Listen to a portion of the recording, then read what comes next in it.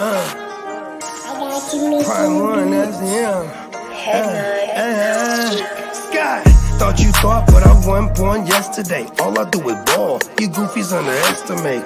Heavyweight bag, step on your weight class. I done moved across states, blood I can't cap. Strap with it on my pivot, clocking digits. Rock hard and I ain't even in the kitchen. I'm on a mission to move soft, make a thing flip like a moonsault. Keep a switch for everybody through salt. Face froze, somebody check dude's pulse. Is you stepping or stepped on? Wake the game up, make them regret I was slept on. Bogey's world, welcome to a new dawn. Till I move up, I can never move on. Big bread got me bougie past the great poop on. I'm getting over while you busy fighting over croutons. Yeah, bogeyism, a true Bogart, gon' get it. All this water got me tripping. Hella fish scale, but I ain't fishing.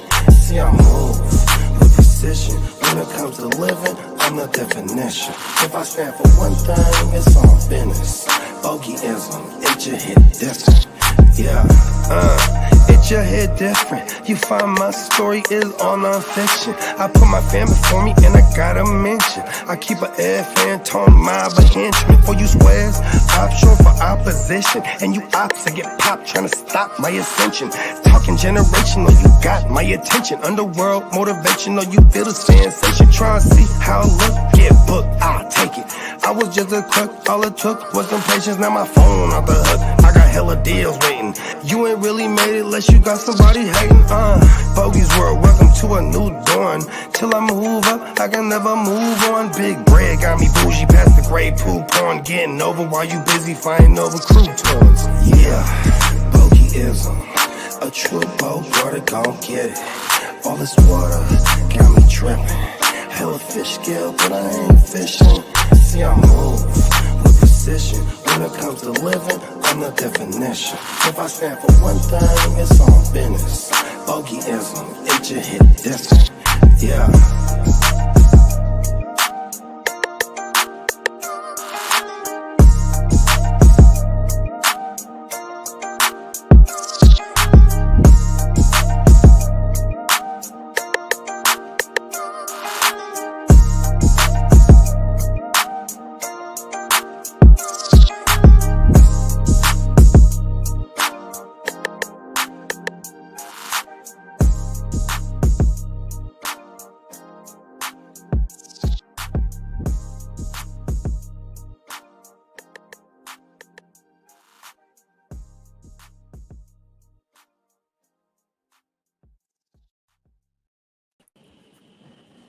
And like that, top of the morning. Top of the morning, guys. Everybody.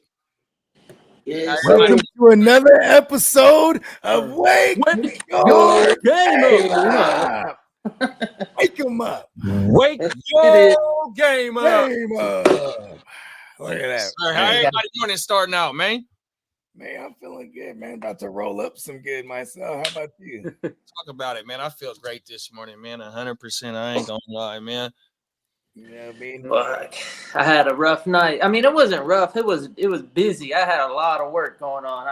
And it was all thrown on at me. I did usually stuff that I do last night is kind of scheduled in advance, and it was just I come into work expecting a normal day, and it was no, we're doing this. I'm like, oh fuck. Shit. Magic Kingdom business. They had an audible. Get it. Yeah. You feel me? Every day, bro. Yeah, man. Real. But it's cool because you get it out. You just Monday morning or whatever, or Tuesday morning, whatever you want to call it. It's get it out of the way. You got the next couple of days kind of relax. When work be busy, bro, it to me it seems like the day fly by fast. Yeah, that's what I mean. It's always busy, but it was a lot of it's trying to fit my fat ass into little spots and using heavy ass tools and getting shit done. It was just I wasn't expecting to work hard. So I'm just a little bit tired, but I'm all right. I got y'all's breakfast, dude.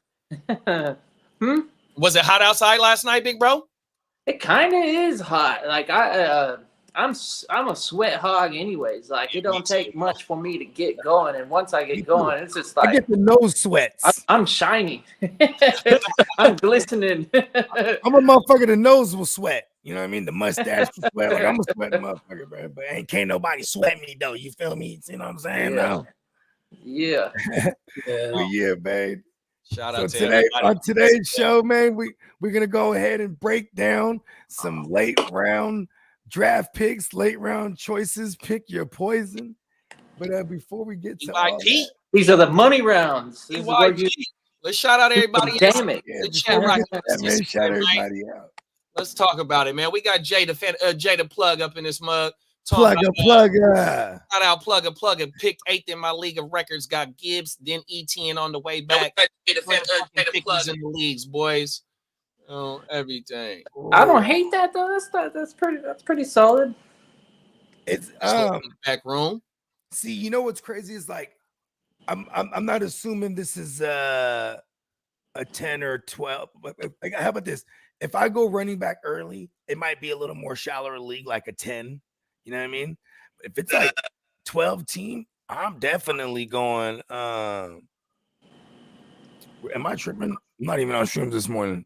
I hear echoes and shit. Anyway, no, that was me. Okay, yeah, I'm going heavy receiver. I'm thumbs up in everybody's channel right now. Yeah, nice. Go ahead and do the same for everybody. Please drop a like on the stream that you're watching, please, y'all. Make sure this content get out. Yeah, YouTube streets right when you pop in, man. Drop a like, it's free. You know what I mean? It's almost crunch time. This is good advice. Some of the stuff that you want to be hearing right now. Yeah. And so going back to what I was saying, like I'm not mad at going running back, especially if I am a shallow league, like a 10 team, because then you know, I mean, you're still gonna get a shot at some quality receivers at in third round and beyond. But yeah, regardless, I like to go heavy receiver early because man, them elite guys, you know what I mean? It's you know what I mean, pause. It's different. Shout out to Emil, man. What's up, Guru Nation? Hey, shout out to Big Spencer, man. And shout out to Emil, man. Canada, stand up. 100%. Morning, Dennis. Stand up. We got Dennis in the building, aka Ginger Ninja in the building, Ginger Ninja, man. 100%. He talking about T-minus 1 day till I'm in Vegas. It's going down city, man. The Playmakers is in the building, man. Let's go. Playmaker Vegas takeover start. Hey, man. And happy anniversary to you too, Dennis, man. Shout out to you and the wifey. Happy anniversary to y'all, big bro. 100%, man. It's a beautiful thing. Shit, man, just getting ready for Vegas tomorrow. He talking about it, man, letting them know, man. That's right. He going tomorrow. Let's go. Spence on a reconnaissance secret mission right now, bro. He'll be back on Tuesday or Monday. 100%. Hey, today Tuesday. Yeah. What am I thinking? It's been Friday. There is a Monday because it starts off our show over here. I'm burnt, bro. I ain't gonna lie. I ain't gonna lie neither. I wish it was Friday. Oh, everything. What's your thoughts on the Dolphins backfield? I think we got a PYP with a Dolphins running back. Yeah, we're gonna talk some Jalen Wright late rounds today. But my thoughts on it is I mean, if you're taking an A chain, you know what I mean, Mostert is still gonna be a little, he is cheaper, but he's still like, if you were to acquire both of them, you're probably spending 2 of those top 10 picks, right? Because what is A chain goes the 3rd round usually? Yeah. Right. And then, like, you know, if you get a Mostert, what are we talking here? Maybe 8 through 10, somewhere in that range. Yeah, maybe even later. Depends. Yeah. But see, here's the thing is if I can acquire one of them with either them with Wright, I'm feeling all right. And the most easiest way is the Mostert and Wright. And the Jalen. And Mostert, as long as he upright, he's gonna get work. Like he might not get the same work he did last year. That stack in the homies draft. You know, I missed Jalen Wright by like 7 picks in the 11th round. 100%. Oh, and that is a shallower league as far as 11.1 took him. at the Yeah, those are good. 11.1, and I was the 11.8 on Yeah, everything. and that's the thing too. Is like, if when we're talking in certain instances like this late round stuff, we are talking like single QB. We will preference some of these in super flex because some of these guys we're going to talk about that they're not going to go in those later rounds. You know what I'm saying? If we're talking super flex, but yeah, we got a good show here. You know what I'm saying? And see, in your home leagues, Jalen Wright might not even get drafted. If so, it's not going to be at the 11.1. Ain't Yeah, nobody like if that. It's a 14 round. What was our shit? 14 rounds. So 15, 14, something like that round specific. I mean, that draft specifically that you're referring to, it was like 14 rounds. Shout out to all the homies. So like when you get to that range after you filled up your lineup, the bench is so shallow, they're gonna start picking up upside guys or guys they like. So I wouldn't fault anyone for taking a Jalen right there because of the nature of the format being like shallow. You know what I mean? Bench wise. Yeah, that's a great opportunity for any running back to be in. Hanging out with that fucking coach out there and former Niner run game coordinator. Shanahan said it like this when they signed him. They asked Kyle, man, how you feel about your guy, man, getting this good? He said, man, I'm really, really happy for him. Real proud of him. He deserves it. I couldn't hide him anymore. You know what I mean? No, he was trying to. They didn't take McVay from him from the gate. They didn't take fucking, LaFleur and all of them just one by one. But he kept. When you got on to Mike McDaniels. Hey, when your tree bears good fruit, it's gonna get picked, bro. 100%. My mama. Shout out to Marco from Z Future. Marco from Z Future. Hey, Germany stand up. Hey, Marco, did they got the game in Germany this year again? Yeah. Well, did they have one last year too? Yeah, they did. I know they got one. I know they got one. Last year, I think it was in Munich. This year, I think it's Carolina plays. I think Chicago. I know Carolina's in the Germany game. I believe. I have to look into that. I think Carolina. Top of the morning, beware. That's AKA Champ right there. What's good, fellas? Appreciate the time y'all put in to be on here consistently. Consistently. Yeah. Good looking, big bro. Appreciate you, man. Yeah, it's gonna be the Panthers and the Panthers and the Giants. Okay, there you go. Look at that. We have a game in the future. November 10th. Okay, right before 11/11. Yeah. Top of the morning. Check this out, man. Hey, let's go. Top of the morning, Neff. That's AJ, man. Sup, my dogs. What's up, son? What up, Bogey? What up? You know you got it, bro. What up, son? How you doing? Yeah, AJ, he's gonna be right. He's in the SBI this year. I seen that. Yeah, let's fucking go. It's time to go. Yeah, he came out the cut. He was like, "What leagues is open?" He was like, "He's ready for war." He's like, "Listen, I've been thinking about this since February." He's doing. He probably did like 800 mocks, bro. Like AJ don't play. He does. He carries himself the same as whether he's a content creator or not, because he's a real degen. You know what I mean? Yeah. Well, yeah. Well, Lee. So before we get to this joint, man, what's some news you got for us? All right. Well, our ear to the streets. All right. Gardner Minshew is going to be the Raiders' week 1 starter against the Chargers. That's already been announced. Okay. And I have a little Brandon Ayuk update. Pittsburgh upped their offer. They're willing to give a 2nd-round pick and a 4th-round pick for BA. Boo. A 2nd and a 4th. 2nd and a 4th. And CeeDee Lamb turned down $33 million a year yesterday, saying he's worth more. Ooh, he wanted to get that JJ money or better. Hey, what was that meme that he posted yesterday? Was that Venom or was that a different Spider-Man character? That was a different Spider-Man, I believe, on IG. Yeah. Yeah, I saw that. I didn't see that, or else I'm not. It's funny, I almost wore my car. Those like Marvel versus Capcom when you got 2 players using Spider-Man, they got different uniform on. Yeah. While I'm on the Cowboys, Dak Prescott and his representation, are going in the right direction for a contract extension. Okay, he's trying to get. He's gonna get 60 because he got the same agent as Tua, and I said whatever Tua get, they gonna give Dak 5 more because he's gonna be like, what? Tua doesn't deserve that shit. Give me 60. And then we got legendary coach Bill Belichick. Reportedly wants to coach again next year. He's got 5 teams on the radar. He's got the Jets, the Giants, Jags, Cowboys, and the Saints. Hey, I love the yeah. He's already looking over there. He's like, Yeah, that young lady's got a job. juice. Oh, here you go, right here. I'm gonna pull it up. She's got him energized. What you He's think, ready. Bobby? Then Kyle Shanahan says he'll be picking his backup quarterback between Brendan Allen and Josh Dobbs this week.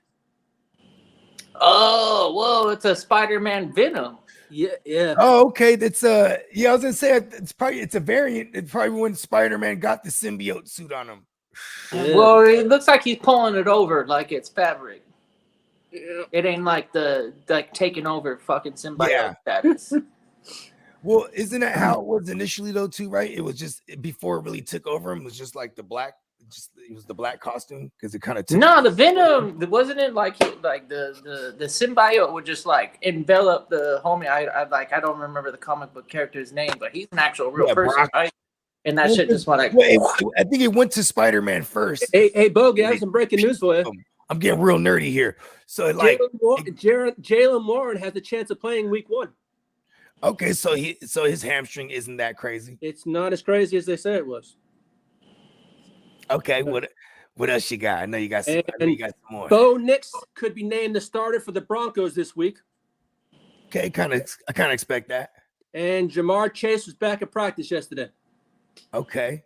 Oh, we also got Jaden Daniels. He's obviously named. Yep, Jaden Daniels. Yeah, and that would make the 8th year in a row with having a new quarterback in Washington. A week 1 starter. A week 1 starter, yeah. That's kind of crazy. Okay, hold on. Let's go 8 years back. Who is his ex-cousins? You gotta have 18, 17, 18, 19, 20, 21, 22, 23, 24. Okay, yeah. So it goes like Patrick in there. You got Dwayne Haskins. Cousins, Fitzpatrick, Dwayne Taylor Haskins, Heineke. Case Carson Keenum, Wentz. Taylor Heineke.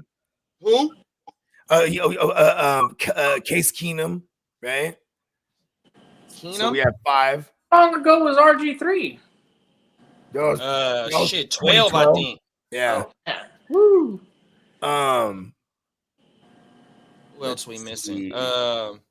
Did Brissett? No, Brisket didn't start last year. I mean, game 1. Who started? Oh, Sam Howell. Sam Howell. Yep, that's 6. Okay, I got it right here, right in front of me. Hold on a second. Okay, nice. All right. 2019, you had Case Keenum. 2020, you had Alex Smith. Who was 2018? Hold on. 2021. Who was 2018? Was it Terrell? Alex Smith was playing in 2020, man. Yeah, he came back.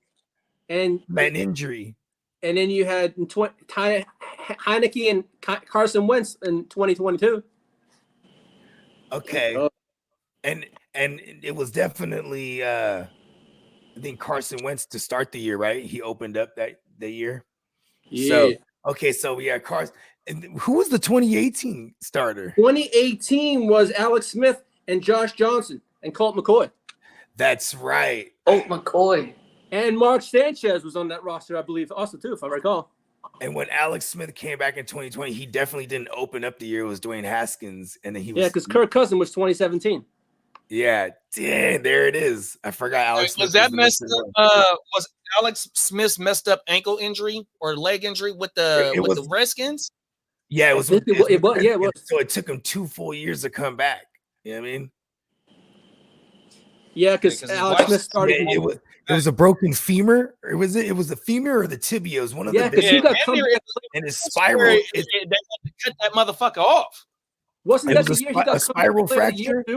Bogey? What's up? He got comeback player of the year, Alex Smith. Yeah, 100%.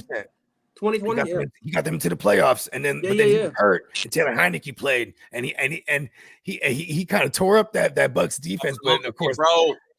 And I think 2021 was Heineke and Fitzmagic, wasn't it? Yeah. Wasn't it? Okay, so now JD was just pointing this out about Scary Terry, man, our man, the Scottish lad. Because man, he's been playing since what, 2019? Yeah. Right? 2019. So he is QB proof. And this is definitely the best talent he's had. I'm glad that they named him the starter. And you know what else though, bro? One of the best things that you brought up when we was talking about the Scottish lad is that bruh never goes as one of them top end wide receivers. Always falling in the middle of the draft, pushing out towards the end of the middle of the draft. So where you're getting him at and what his floor has been is those 1,000 receiving yards, 75 to 80 catches, and then 4-5 TDs with boo quarterback play for the last 7 years. You know, yeah. He don't All right, have a lot of I'll target tap- competition right now. Like he's gonna get peppered. Like, All right, I'll tap in with you boys if I get any breaking news. Hold on, real quick. I know you had some about some Jahan Dotson you were telling me about before the show. So, because this might kind of correlate here to what Kid is saying. So, is he on like the bubble? Yeah, he's in the bubble. Okay, because if he's gone or traded for some odd reason, yeah, give me all the candy. Let's discuss this though. Let's break this down before you get off camera, Lee. So if Jahan Dotson is on the bubble, and we talked about this on a previous show where Bogey said this is not the regime that drafted him, does that mean that they're like more they love what they have in Luke? They love what they have. I mean, you know, somebody brought it up on the show a couple of days ago about Miami or Miami. You know, or is it even really Ozawalakias? Yeah, see, another. And he's shooting up on the how's he say his name? As of everything I'm seeing right now, they're saying McCaffrey is going to be the wide receiver 3 there. Right now, I expected that he's going to be the slot guy, and that's their slot guy there. But yeah, Dotson's on the. Looks like he's on the. They're saying he's on the bubble on his way. Could be on his way out.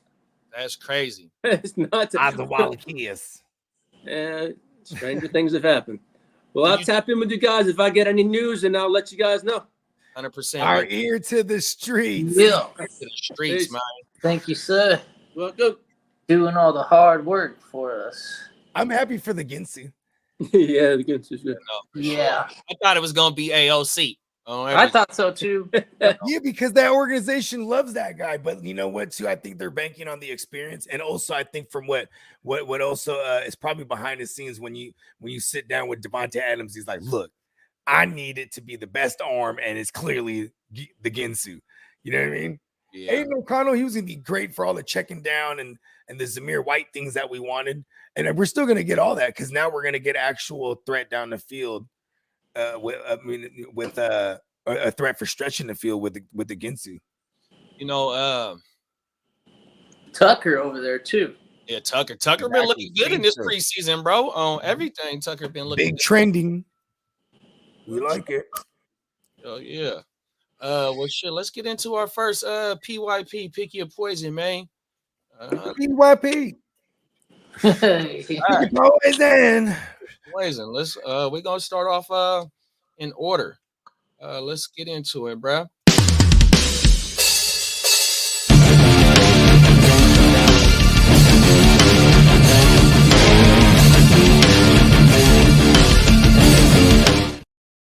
Yeah, man, we got shout out to Peacock, man, 100%. That fucking guy's a fucking genius, man. NeonPeacockMerch.com. Come on now, talk about it. Them is facts, man. We got 2 young bulls right here, both being drafted this year. One got first round capability, or one would have a win in the first round, one win in the second round. I think he was the first pick of the second round, if not the first 3 within the first 3 picks of the second round. Let's kick it off with the young bulls, man. Pick your poison, Brian Robinson or Keon Coleman, man. Brian Thompson. Thompson, excuse me. I keep Thompson too. I'm fucking up. We waking our game up. Brian Robinson this morning on good BTJ. Yeah.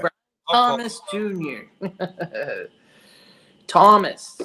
Well, he got 2 first names. No, he got 3 first names in that motherfucker. Hey, and with in both of these situations, it's so many vacated targets. You had 100 plus with Ridley. You had 100 plus with Diggs. Maybe 150 with Diggs. I forgot exactly what it was. 140. Then throw in the minus Gabe Davis too. I was finna say that. You minus Gabe Davis is 80 on top of Diggsies, and then on top of motherfucking Calvin Ridley. Who else left last year from fucking Jacksonville? Zay Jones. Zay Jones. So yeah, so they both have and then they added in Gabe Davis. Back. So you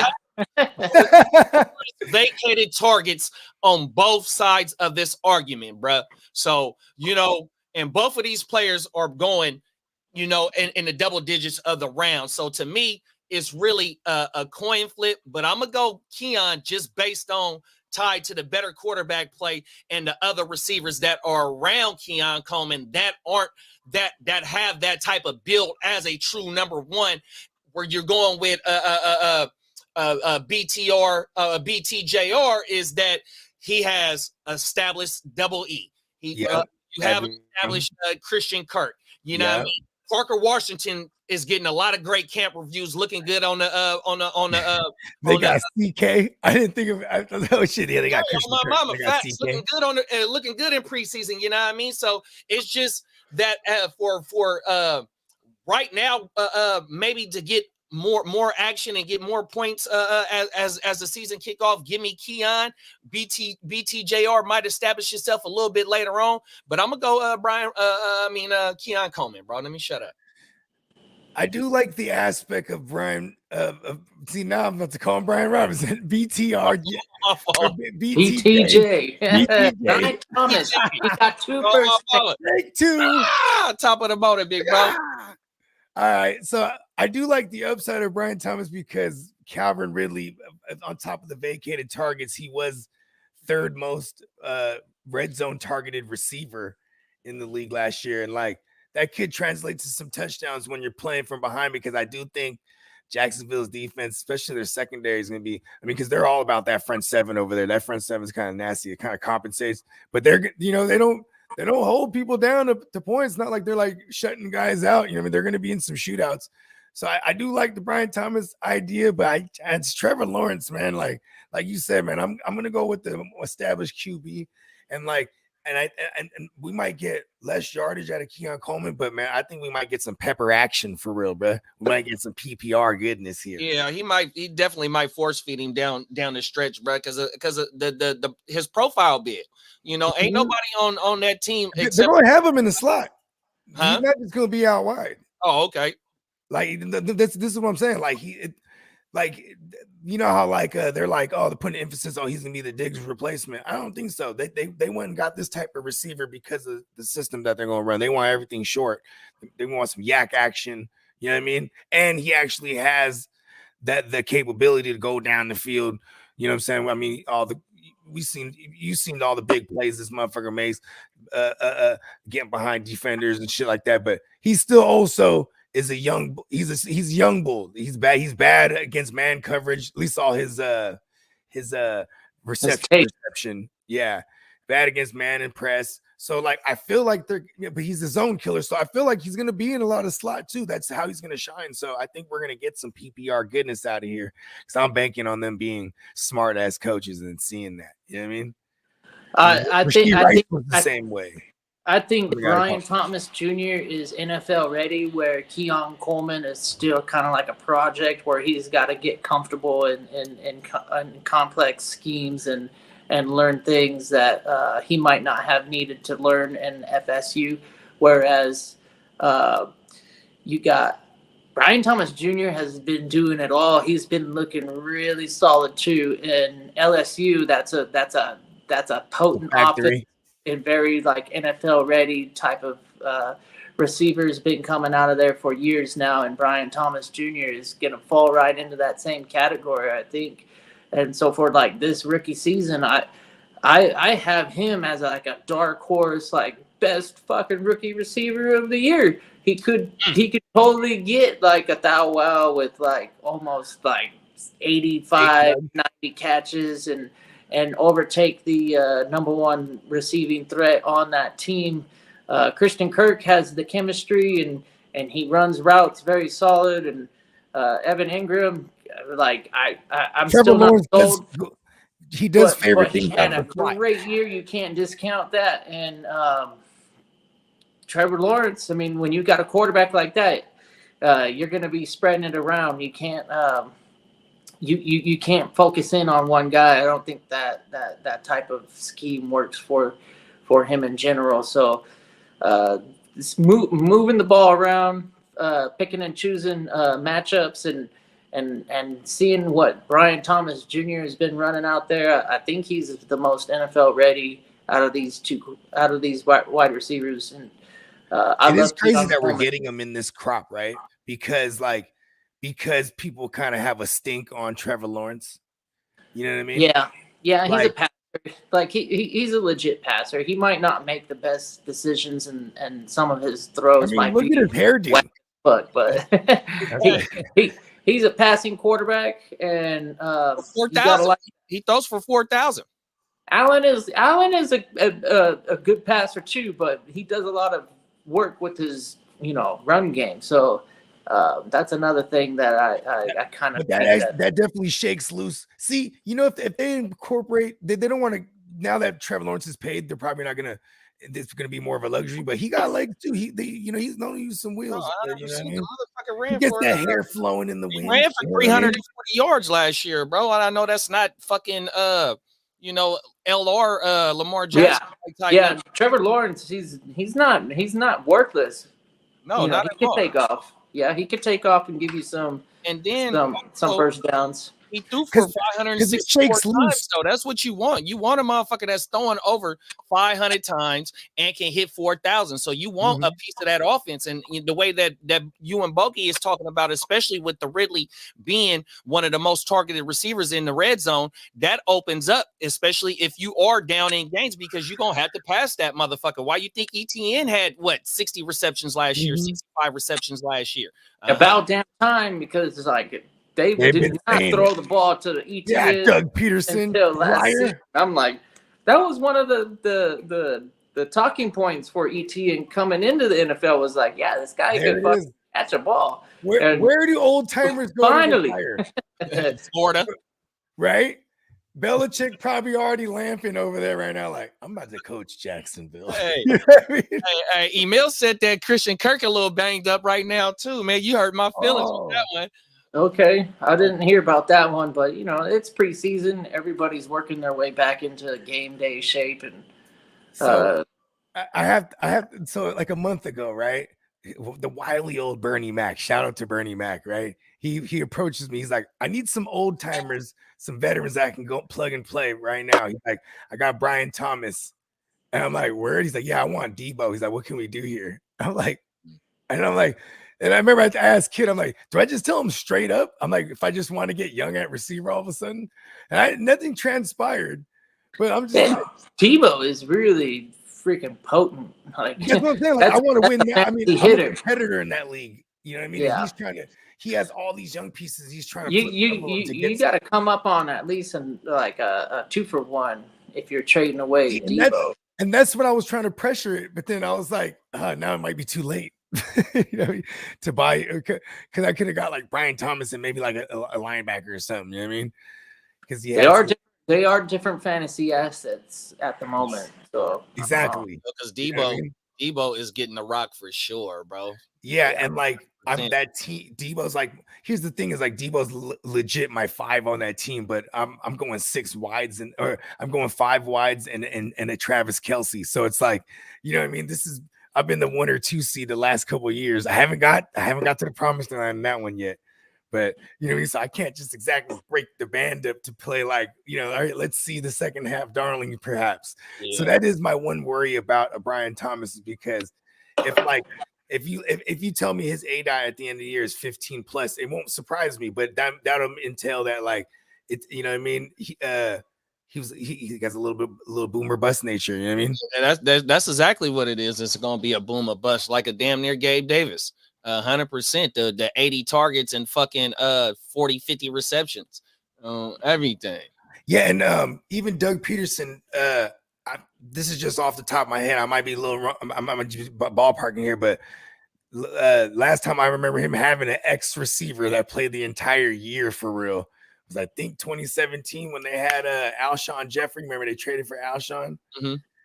Yeah, I think he only hit for like 60 grabs and like 800, but I think he had like the 6 to 8 tugs or something like that. He's the one that dropped the ball in the playoffs. It didn't matter though; they still won it that year. You know what I mean? Alshon Jeffrey, him and in Chicago? What's the Denver quarterback? Marshall.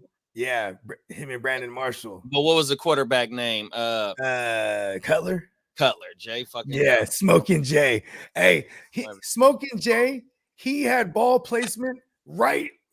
His ball placement was to put it right where you're going to get fucked up. So you'd be like, all right, 50-50 ball, but it's more like 70-30 in favor of the defender.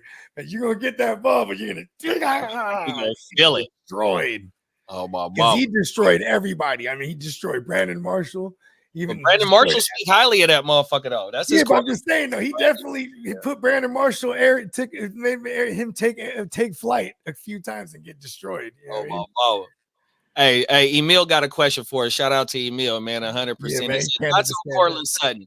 Y'all think Bo Nix is an upgrade over Russ? I like Sutton. When you watch his film, he looks really solid. He makes plays and he makes big time plays. That's another thing that I like about Sutton is that he finds himself making game changing plays. So the offensive coordinator is not going to shy away from keeping this guy the WR1 on the team, no matter kind of like whoever they bring in. And it's still Sean Payton, right? Yeah. And they kept him on and got rid of the Jerry Judys. They even reworked. Sutton is so much better than Jerry Jeudy. It's he's a true X receiver, and he's so goddamn cheap. You know what? Yeah, that's another thing about it. Yeah, Sutton is only one of, I think, 6 receivers. No, maybe 10 receivers that had double-digit TDs. Sutton had 10 TDs last year. The game-changing play, Cortland Sutton. That's how crazy last year was. Yeah, Watson did have 9 touchdowns, didn't he? He was and it's not like Bo Nix can't stretch the field because you know what I'm saying, the big old rainbow passes to the end zone to Cortland Sutton from Russ last year for the Tugs, but then also they hit him off in the red zone a few times. And that motherfucker had 13.1 yards per catch, only on 59 receptions. 100%, bro. He had that Alshon Jeffrey type season, 59 172 yards on 10 TDs. Oh, my mama. 100%. So, yeah, I wouldn't mind having a piece of Cortland Sutton. 100%. Pause.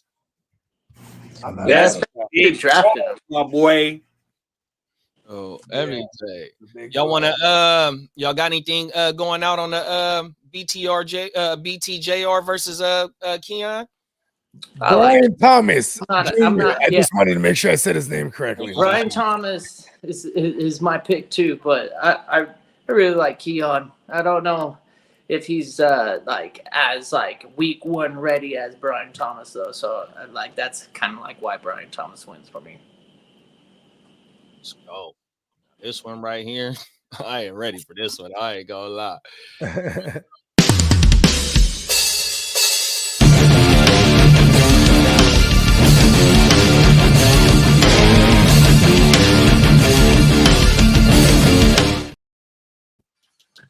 Rico Suave. Rico.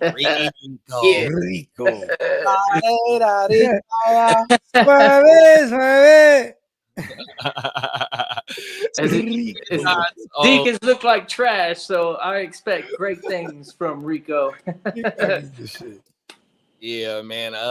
At this point of the draft where these 2 players is going, if you get, Chuba had some fantasy value last year for sure. Rico, this is his first opportunity to do some damage in the league. Shit, bro. Fuck it. Give me Chuba, bro. It is what it is. I ain't got too much analysts on this situation right here, bro. Oh, every day. Top of the board, Chase. Top of the board, Chase. I like the head honcho in Dallas, no matter what the name is. But I could definitely see Rico overtaking the splits and making it definitely a heavy favorite. Rico at the end of the year, he might get that 70-30% share. And Zeke is if he's unimpressive and not doing shit, the 3 yards per carry and the plotter and all that stuff, that's kind of not where Dallas is hanging out. And they're the New England Patriots offense and the Dallas Cowboys offense have different outlooks, and Dallas isn't going to be okay with the 3 yards per carry or less. Really, I think it was like 2 point something yards per carry on the efficiency. If you get on the number one, if you get on the 1 yard line, then maybe Zeke comes in and you can plot him in there. But I don't know I don't know how much juice is left in the tank. It's like He'll be out there I some think short yardage too, and third down. He'll definitely be out there on some third downs, and it's gonna be mad situational. There you go for Zeke. That's my opinion because like he can pass pro still very well. I mean, you know what I mean. I don't think that was a knock on Rico. Rico could do everything. Rico could pass Zeke pro. could do. He was out there last year doing it. He was on the third downs. I mean, and he was in the goal line packages a ton too. I mean, I think both he scored a couple rushing, right, and a couple receiving. Yeah, and he's a squad guy. Like he's been rostered for years now. He's familiar with everything that they're doing. I'm taking Rico. I'm too. I'm going Rico. Yeah. And like, I mean, because someone's gonna take Zeke, and if they're right, God bless their soul. Like I said, at this point in the draft, this is kind of I'm taking Rico for the chance. The beat report out of Dallas is definitely heavy favorite on Rico for sure. And Chuba, I think he lightweight banked up. You know what I mean? As it stands right now, I mean, I don't think his week 1 availability is in danger, but he is banked up, so they're getting a good look at the youngster Dylan Johnson, undrafted free agent. Facts. You know what I mean? Tearing it up in the preseason. Then you got Jonathan Brooks in the waiting, so like, I probably will take someone like Rico just because as it stands right now, him and goddamn Tino is going. Y'all have lost your mind. I know exactly where his mind is at. He's like, Zeke is gonna be the thing. I'm like, hey, you're talking to he's a lifer when it comes to Zeke. He had huge seasons, but it's so far back in the past now. It's not a thing anymore. Yeah, my thing with Zeke is they didn't bring him back for nostalgia. They brought him back because they do need him. You know, whether it be situational time, situational play where he only gets in at, but they definitely need help at that position, 100%. And just for yes, but like, wouldn't you think that they would have done something in the draft at least if they really felt that way? Maybe they're waiting on like an Elijah Mitchell or well, they didn't. So maybe they'll kick the tire on a Dalvin. A little bit of confidence on what they already had, and bringing Zeke in is never probably like honestly like Zeke might not have had a lot of suitors. Like what he did last season is. I can see Jerry Jones. I can see Jerry Jones being like, you know what, Zeke? I saw what you did up there in New England. That's championship pedigree. Come on back home.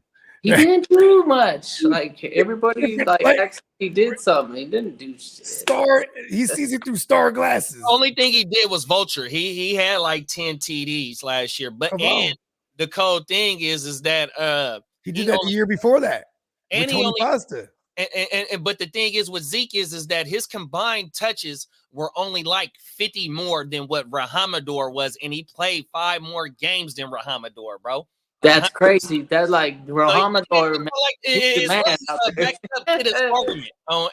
I'm targeting Rahamador today. I love Stevenson. Every day. No, facts. Emil said that Cowboys will end up trading. I've heard this before. And then Tino says Jerry runs RBs into the ground. Remember what he did to DeMarco Murray. I remember what he did to Zeke too. You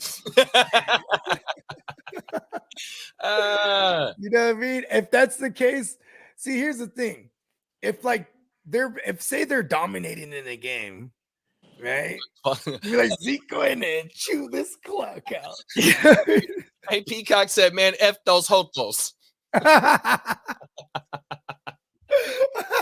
It's beef. Oh, my mama. Hey, y'all got anything going out on the Hey, fun fact: the Texans have been the more dominant. It's in the Texans' existence, which is because they're the youngest franchise, right? They've been the more dominant team in Texas that entire time. Oh yeah, for sure. That's big. Jerry don't like that. Definitely don't like It's like, that. Zeke, you got to come back to bring us back to dominance. So, America's team, but we got to be Texas team as well.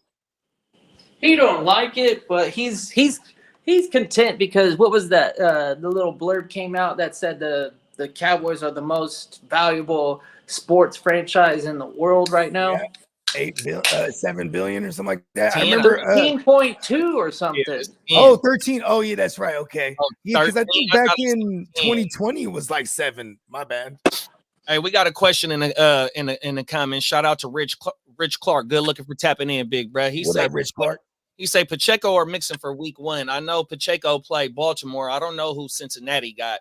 Anybody? Pacheco plays the Jet. No, I'm sorry. You're right. Baltimore. I think the Bengals got the. Not is it the? No, it's not the Browns. Hold on. I'm trying to see where's my phone at. I got you, big bro. Oh, you got it? All right, for sure. Because I'm still going Pacheco. More than likely. Joe Mixon. Oh no, they got the Texans. He's in the Texans. New England. They play New England. Oh shit! Right. Oh no, Mixon played in Texas. I'm thinking it's Cincinnati. My bad. I fucked that up because I said Cincinnati. Oh, Peacock in this motherfucker. Did he say it? Yeah, who did y'all open up against Peacock? Is it Indy again this year? Indy, yeah, at Indy. Oh, that's what it is. It's Indy. So, damn. I mean, if we can get a healthy Joe Mixon, I'm flexing him out. You know what? No, hell no. Give me Pacheco because I read off the stat not too long ago that Pacheco faces a light front base stack 46% of the time, and he get 4.3 yards per carry out of a light base front. And with the weapons that they got, even though that Hollywood banged up for week 1, we ain't got no news on no Rashi suspension, so we ain't gonna get it no time soon. So he clear for week 1. They got an aerial attack for sure, even just with the Xavier. Give me Pacheco to open it up, bro. Yeah, and like I said, if Mixon he's good to go week 1, I'm finding a way to flex him out. You know what I mean? Oh my mama. The entire Jaguars offense was propped up the first half of the year by multiple Travis Etienne touchdown games. More than Manchester United and the Yankees. Talk about it, bruh. Cowboys worth $10 billion this year. And then once they hit for the touchdown from the running back, BS stopped, their whole team fell apart. Hey, you know, Dak, he's over there on his sleep number and he's looking at his phone. He's like, they're worth $10 billion. Get my agent on the phone. And then boom, FaceTime Jerry. He's like, Jerry, what's up, man? I see y'all worth 10 Bs. Man, I need 60. That's 60. I need 60 right now. Run it. You got Bs. Oh my mama, if you don't give me this 60, I'm out of here next year, bro. Oh my mama. Y'all got anything going out on this one right here between Chuba and fucking just go Rico. Yeah, I'm going Rico. Y'all might have me have a share Rico or 2 on my redrafts here coming up. Rico might be useful throughout the year. Like Chuba, there's a lot of moving parts over there that, you know what I mean? And it's almost like another rookie year for that kid, right? Because he has a new system. It's kind of like a fresh start for Bryce Young, and they're going to lean on that run. If it's anything like they did with their backups. Right. They're only going to lean on the run if they're competitive. If they can run, right? Yeah, like they might get smoked every week and have to like rely on the young quarterback. Chuba got some hands. Because if they get another early draft pick, they might not be like, "Oh, this is our guy of the future," or is there another one out there? Might be playing that quarterback carousel. Bryce Young doesn't do his thing. I mean, Bryce, they got him for the 5 years, so you'll know by going into year 4 whether they pick up that 5th-year option. That usually shows how they fill up that quarterback. Oh my man. Mm-hmm. Facts. Peacock said any other than Double E and Christian Kirk will be boomer bust receiver for the Jags. Tino said the NFL shared revenue is more than the bottom 10 NFL teams together. You're welcome for this. They say it don't shake without Jerry, but the boy for the Rams too, though, he be making shit shake too, though, bro. I forgot that motherfucking name that owned the Rams, Conkey or some shit like that. He making is it Les Need? No, I think that's the GM, but the owner. Oh, the owner. Oh yeah, Conkey. Bunch of money. Like that, yeah. He makes shit shake. The Waltons in Denver. Unlimited dope. Oh my mama. Hey, I remember that shit, man. You talking about Spanos building that stadium? Oh wait, no, never mind. No, because remember this dude, they bought the land long time ago too. They bought the land, and it went until like 10, 12 years later. Well, maybe less than that, but until they built that stadium there. You know what I mean? The motherfucker, he was smart. Yeah, he damn near had that shit before he left St. Louis. St. Louis. No, he already did. Yeah, that's what I'm saying. Because St. Louis didn't move back to LA till the Rams didn't move back to LA till what, 2017? Yep, something like that. They 2016? Played at the Coliseum. 2016, right? And yeah, it was 2016 because that was when they had Jared Goff. That was his rookie year, right? 2016.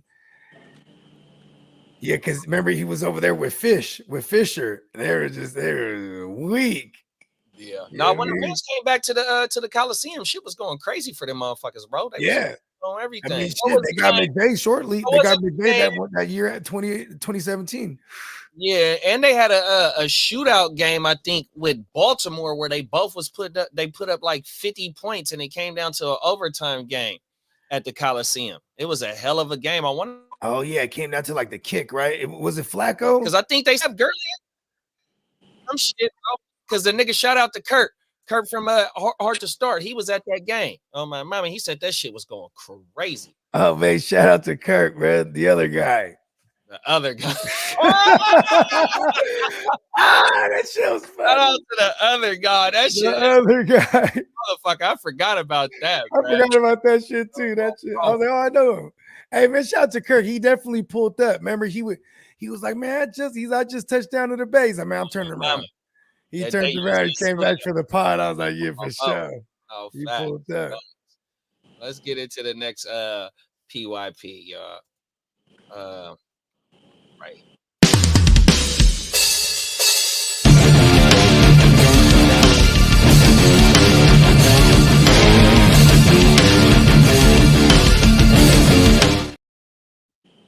So we got our second appearance by BTJR, not Brian Robinson Jr., but Brian Thomas Jr.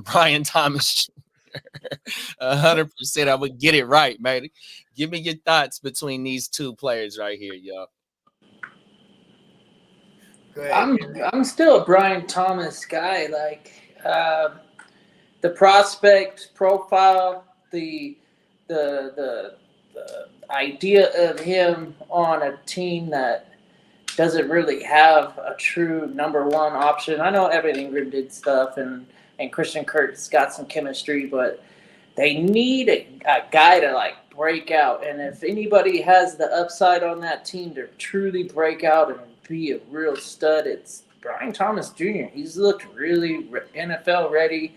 He's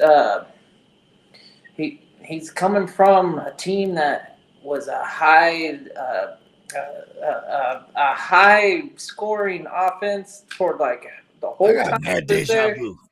He's already been playing with an NFL quarterback. You know, I believe in Jaden Daniels. I think he's going to do really well in the NFL, and he's been playing with a guy that trusted him a lot. And at times, Brian Thomas for LSU had better games than Malik Neighbors. It was like a 1A, 1B type of situation out there. And I think Brian Thomas so far,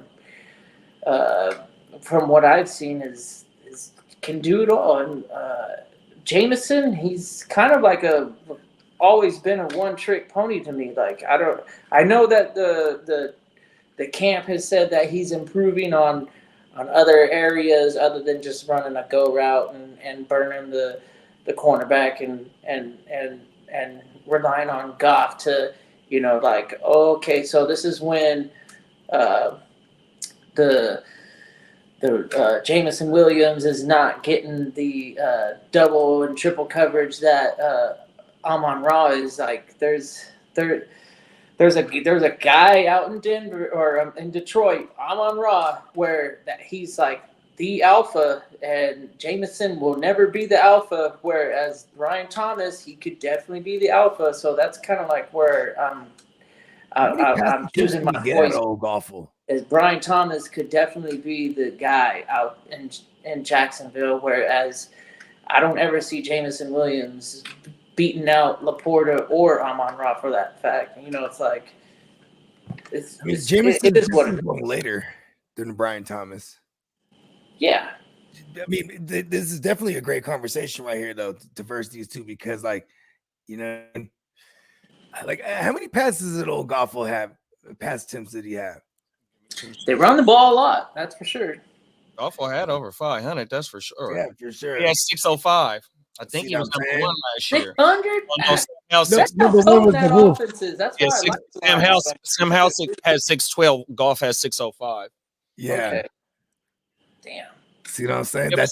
And he finished out strong though is kind of crazy because he finished out real strong. Like the last 2-3 games of the season, maybe 2. Someone wants to fact check his game log, but then the way he killed the playoffs though too, when it like counted, bro, like it was like okay, because that was also the healthiest we ever saw. I mean, this is the first time we're getting him in a week 1 healthy and without no fuck shit over his head, because before he had, you know, he was coming off the ACL, then he had the PED suspension.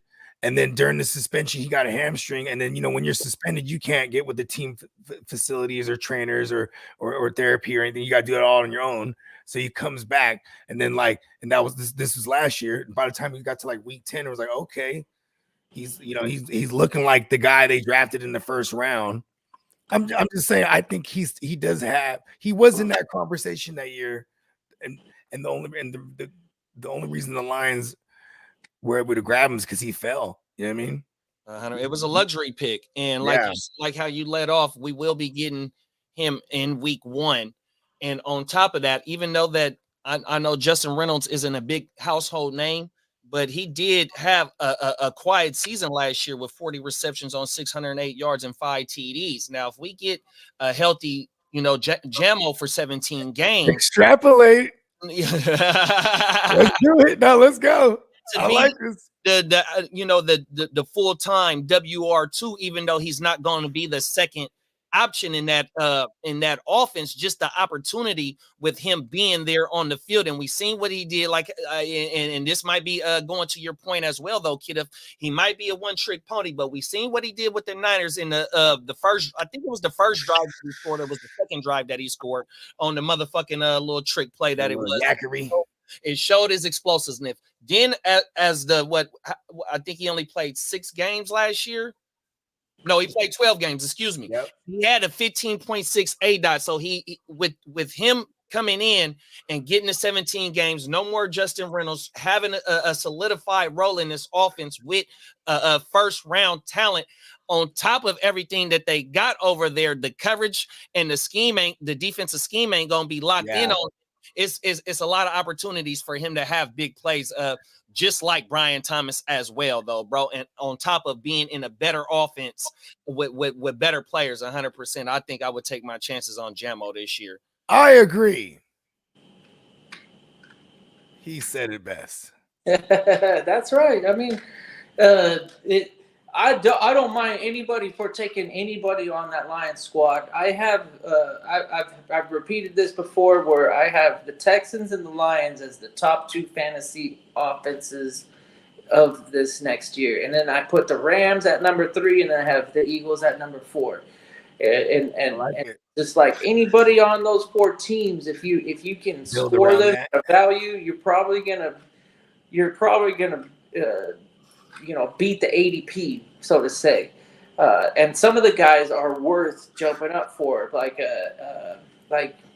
if you're in the back end of the first, I won't hate you for taking AJ Brown. Like that's a great pick. Still. I know, Tino. he's right before me in that 14 team we're about to do, and I'm like, I bet you AJ won't follow me because he won't. Yeah. We got a question in the comments. Shout out to Cam for tapping in. Top of the morning to you, big Cam. Hey, he said, I got Purdy as my only QB. Should I make a trade for Jaden Daniels and Brian Thomas Jr. for my Debo? If you can get both of them, I would do that.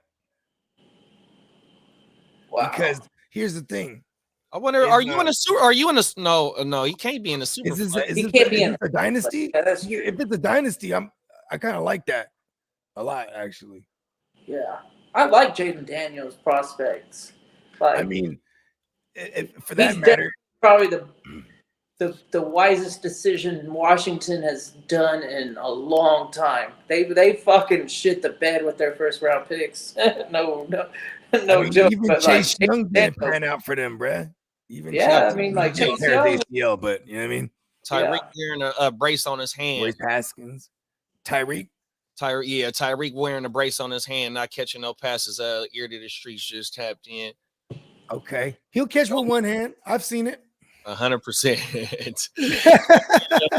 Go get Hopkins. He's available. Same ADP. Will give you the bad thing about Hopkins is that he's catching passes from Will Levis. Like, I will going back to the BTR. I was about to mess his name up again. BTR versus the JMO. I get the argument too on both sides because, like, I mean, if it does pan out right for a BTR, he could finish as the best rookie receiver this year. And that if we were talking about, I was talking about he could be like a 15-yard ADOT guy. It won't be far off from a JMO, but I do like that. I do like Ben Johnson, and like you said, with everything going on over there with the Lions offense, just being attached to it, and then he is going to be a little bit cheaper. In a lot of instances, you might be able to snag both these guys up. Pause. Yeah.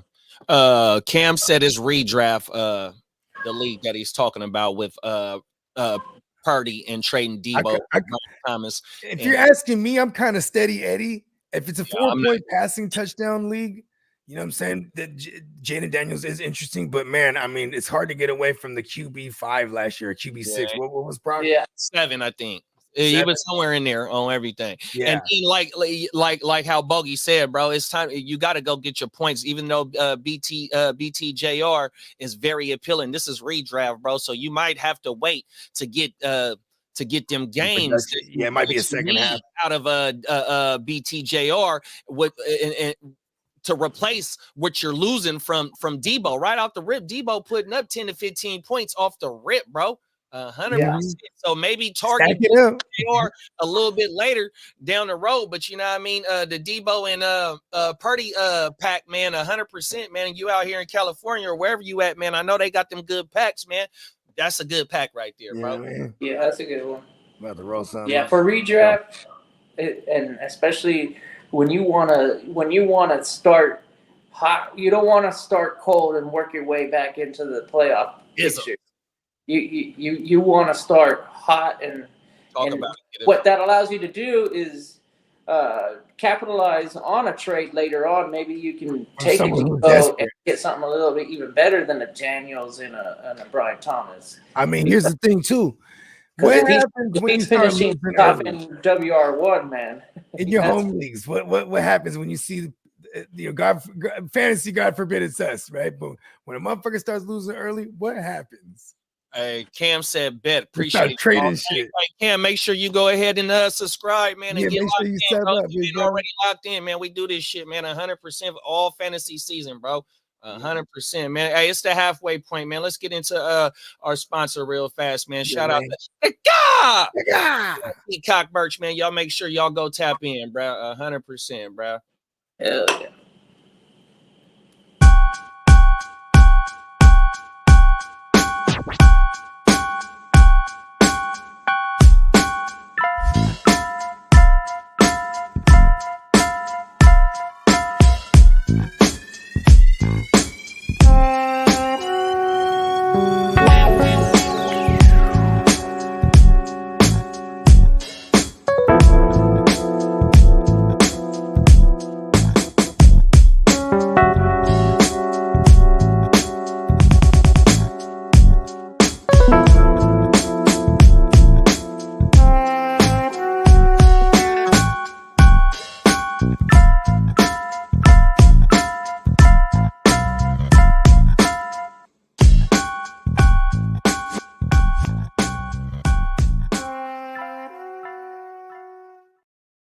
And we just got a little bit of good news about 4 minutes ago. It says that running back Jahmyr Gibbs is expected to be back at practice next week. So if you got any shares or if you're targeting Jahmyr Gibbs, it's a little bit of good news right there. A good sign for your shares or for your potential shares. Fuck it, man. Jahmyr Gibbs, Guru Nation. Yeah. You know what I mean? Yeah, Jahmyr Gibbsy. Hey, look at. And shout out to Gibbs, man. I was saying, you know, if y'all be tapping in with this show, we do this Tuesdays and Friday mornings, and we will kick in more in the gear during the year. But I will say, if you've been tuning in, we've been saying, well, while Jahmyr Gibbs is hurt in Dynasty, if you had David Montgomery, flip him. You know what I mean? Man, you gotta play the stock market. Shout out to Cam, man. Cam said he already subscribed. We appreciate you, big bro. Yeah, man, appreciate you. Everything. Don't panic on the Gibbs and make and do something that you're gonna regret because dude's a dog. he got top 5 finisher written all over him. I mean, so like, you know what I mean? We're drafting him as such. You feel me? Hey, Dennis said, man, as we get an appearance from Dr. Bogey this season, man. Oh yeah, you know what I'm saying? Dr. Bogey, he definitely I'm on sabbatical until I think Sunday. Yeah, because we top off the sabbatical with a because we get paid to relax, yo. You know what I mean? 100%. You know what I mean? I don't really do the golf course. I do more mushrooms than anything. You know what I mean? Got that Pac-Man right now. It's probably the most overrated tree I ever waited for in line. Oh, that's crazy. I mean, it's like Pac-Man Jones. I was about to say, yeah, when the celebrity tree brands, you know what I mean? Like, see, that's why. Shout out to Ricky Williams. That's why he's dope because he's an actual connoisseur. You know what I mean? Mike Tyson, his shit, is dope because he's an actual connoisseur. Because you got to go to different states wherever they got them, and you got to go and find the little cultivator. You know what I'm saying? And be like, shout out to Cali, man. There's so many off-name brands that just rock the fucking fire. It's facts, bro. Yeah, man. Shout out to Ellis Greens. You know what I mean? Ellis Greens. And shout out to Wafers too, man. Shout out to John Doe and Barbarian over there, man. EG, man. I see y'all next Saturday or next Friday, man. 100%, bro. He said he said the shit was fire, but it ain't got no flavor. And then Cam said he was just worried about Debo staying healthy this year. I'm looking when it's fire and it got no flavor, that means that it's grown really well. So they got a great operation. It's just the genetics is a little. I mean, they're also like the stuff that with the hell of flavor, they be juicing it with the terps. You know what I mean? When I say juicing, I mean they put that in the genetics. You know what I'm saying? You're there you go. It's a genetic thing. The terpenes is a real thing. Every plant has certain shit with high terps and whatnot. You know what I mean? They're real scientifical, bro. The new popping shit. Shout out to Hess, man. The popping shit he was telling me about. Yeah, I was chopping it with probably like a month ago. He was telling me about, they got the full, it's just all organic shit, big ass things of fucking, 2 feet of the soil, you know what I mean? And then, just all the meters and all the fucking just high tech, but it's all fucking soil straight up. That's just, you know what I mean? And with the worms in it and everything, but it's straight organics. It's like, and that's the shit, it's a little pricier. But you know what I mean? That's what the high connoisseurs is blowing now. You feel me?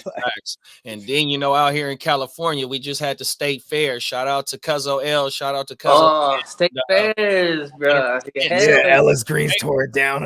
They were the ambassadors. You can light up with no fucking repercussion. Yeah, so Ellis Greens they were the ambassadors of the cannabis area. 100% on everything. So they were the in the inaugural year of the the acceptance of cannabis on a public property event on my mama. And we got Peacock talking about new designs dropping soon. Shout out to Ginger Ninja aka Den for the upcoming golf. Not golf, but golf. They got something cooking up with some black eye print and some black fingernails and all black shit. I don't know, man. Shout out to all the golf that I used to see in high school, bro. All Baba. We got I got Kelsey from Monty like a week ago. Oh yeah, I remember you was talking about. Let's go.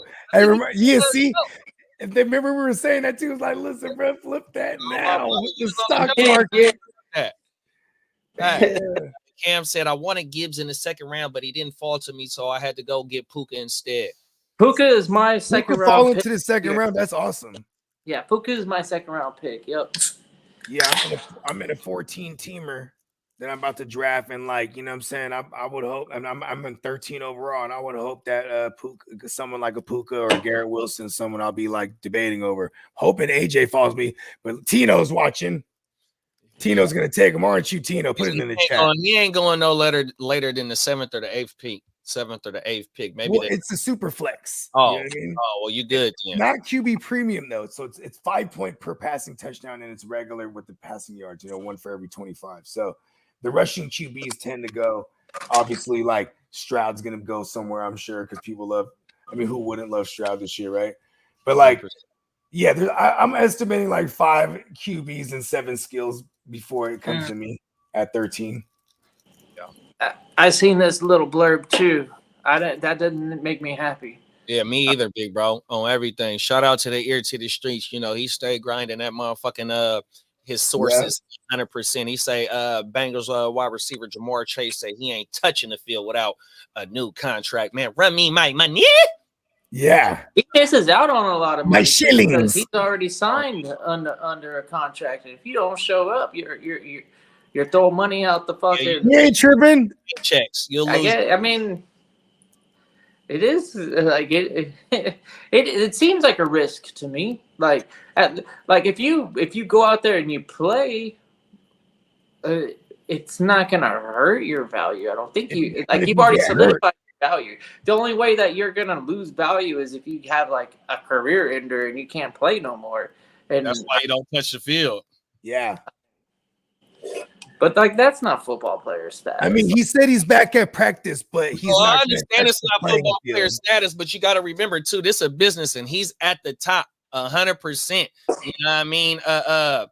Especially he's got his man Burrow throwing the ball to him. Like 100%. That's why you're jeopardizing the. I mean, Burrow got the bag, so I guess it's different for him. But it's like, man, how you gonna do him dirty? Like you've been rocking with Burrow for like a long time before the Bengals even. It's like, I don't know, man. I think some of these guys who are super talented and want to get the bag and they deserve a bag and they say they ain't gonna play until they get it. That's just too selfish for me. It's like this is a team sport, you know. Like go play golf if you want to be selfish. Bowling maybe. Hey, I think you make a lot more money playing golf. You know what? Actually, I agree with you. You hear that, Brandon Ayuk? Get your little bag never off. Brandon Ayuk has never came out and said that he won't play. That's different. With Jamar Chase, he's saying, "No, I ain't gonna play." Like I think Brandon Ayuk will go out there. When I got drafted, I had the orange and black wops on. I knew I was going to the Bengals. He was just he said before I got here, you guys were still the Bengals. They gave him permission to go check your value and see what we can get for you. And if not, then you're probably going to be a 49er this season. You're going to play football. But going back to Jamar Chase, though, you know what's so crazy about it is like it's this organization. They have been doing things different. Like they built an indoor facility finally. You know that they're like, oh shit, they're actually breaking some bread here. I mean, they got us. They already had it. They have a Super Bowl contending team. I mean, they're only a couple years removed from being in the bowl. Losing the Super Bowl. Yeah, being in the bowl. So like, you know what I mean? Like it is in their best interest. You know what I mean? Like, look, they paid Joe Burrow too. You know what I mean? Like, I'm pretty sure sooner than later they'll get another stadium. You know what else I heard, bro? From I forgot what analyst it was. Because before they used to never pay nobody. Is my point. It's in the team's favor to sign them early. That way, you lock them in before the next motherfucker resets the market. 100%. Yeah, like DJ Moore, he signed real early, and now he's like a fucking like a discount type of WR. No facts, 100%. AJ Brown jumped on it right after. Pause. Facts, and so that's the thing. If I'm Cincinnati, St. Brown, I'm trying to give him what his partner just got. I'm trying to give him that 34, that 35, because if he come in this year and hit for 15, 16, 1700 yards and a double-digit touchdowns, he gonna want 36 or 37, you know what I mean? Even though that's only a few mil more, but he's coming in and that's going to be his 4th year on the books, even though he's a year behind his partner down in Minnesota. Still, brother, production that he's got on film walking into the league, brother, I mean, he deserves his dough, just when they could have got Penei Sewell, they got Jamar Chase because they know Jamar Chase is someone that, you know what I mean, this is attached to their franchise guy. Also, because having a threat like that on the field, you know what I'm saying, you can't, you know, it actually compensates for a bad offensive line. I mean, we've seen them kind of mink shifted together. Yeah, but we've seen his ass get beat up too, though. Yeah, for sure. 100%. I mean, even last year, even with Bill Callahan there being like one of the more renowned line coaches, but still, I'm just saying, like, if you gotta pay this guy and just get back in motion, because I got so many fucking, speaking selfishly now, got so many Burrow Chase stacks in Dynasty. It's not even funny. Hey, Cam said, could y'all rate my team? You don't know how to feel about it. We in a 10-man start 7 standito. Okay. You better be balling because you're gonna get a bad grade if you ain't got it working. Yeah, go ahead, drop it, big bro. Yeah, drop it in there. We'll grade that thing.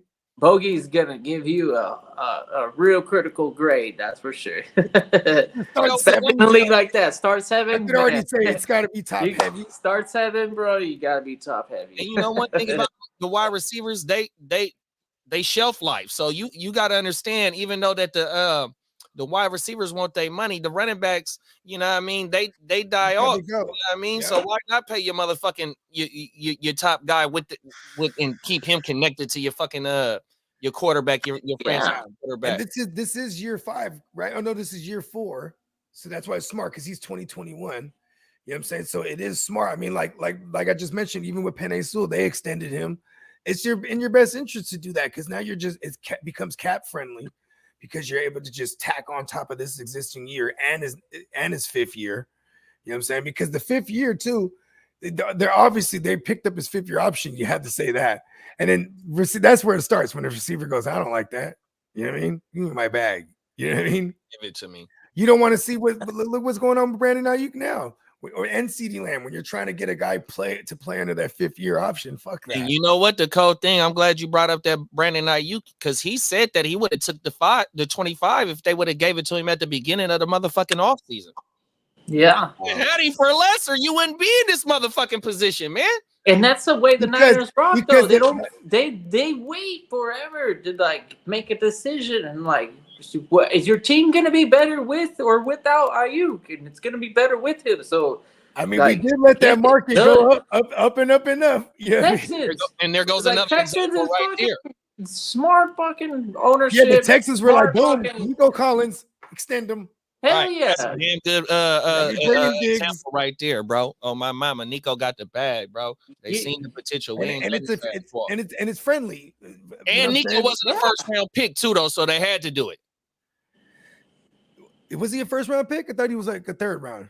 Yeah, he wasn't the first round. Yeah. He wasn't. So that's one of the reasons why they last year. Yeah, exactly.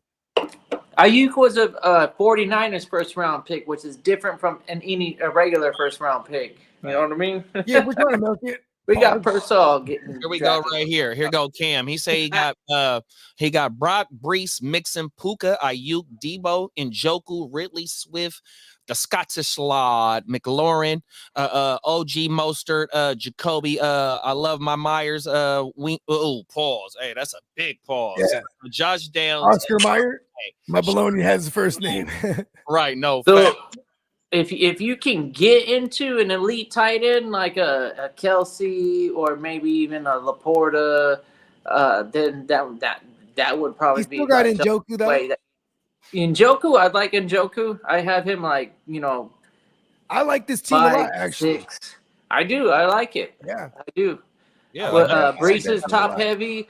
Purdy is steady Eddie, and then you got Mixon. Heavy. You got Mixon like pretty much a must start. Like, and you got him at a value. And you got Swift and McLaurin and Mostert and Myers and all those guys on your bench. Like That's pretty wild. Yeah, they ain't nobody to pick no hole at except for Njoku if you want to get a little bit better. Other than that, that's like the glaring like position that I think you can get better at is your tight end, and I don't think it's out of the question. Floating around if you're on the waiver on the tight end. Go talk to the top tier tight ends and see what they want. If there's a shit. Jake Ferguson floating. He said 10 team. I wouldn't come off of an Njoku just to get a Ferguson. I would have to go for like a Laporta or a Kelsey, Mark Andrews, somebody that is capable of getting the tight end number one. And then he does got an option because he do got 2 Niner wide receivers. So I understand why you brought up trading Debo because you do have Ayuk. Shit, and we're not exactly where we want to be on the Ayuk situation, but and the year hasn't started yet, so I wouldn't even move. I wouldn't even budge yet. 100%, bro. Yeah, and unless something comes knocking that's worth your while. The other tight end that could be on the wire is fucking Dalton Schultz. 100%. Maybe just go snatch him to string your tight ends and keep your depth right now, like how Bogey said because the season ain't started. Yeah, and we're in it for the long haul because you could get into some situations like that's what's tough about these 7 start teams because it's like now it's like okay, it's matchups. You know what I mean? But for the long haul. You know what I mean? Like it's a 10-team start 7. Like if you were gonna move Debo, I'm not moving Debo to get depth. I might even take a Debo and like a McLaurin, and I'm going after the Chase guy right now because man, like, hey, Chase, he said he ain't finna play, bro, unless he gets paid. You know what I mean? I'm doing all that because that's what I'm trying to do. In this type of league, I'm trying to consolidate down to where I have this must-start team every week. 100%. I don't even have to worry about my starts. You know what I mean? Yeah. And one of those bargaining pieces is one of those 49er wide receivers just to get because you ain't gonna start both of them at the same time. Yeah, and unless unless we have like 4 weeks of our defense is absolutely ass giving up points and we're throwing 45 times a game. I'm like, okay, maybe we have a case here, but that's a crazy world I don't want to live in. 100%. All right, let's get into the second half of PYP, man. Pick your poison. Let's get into it, man.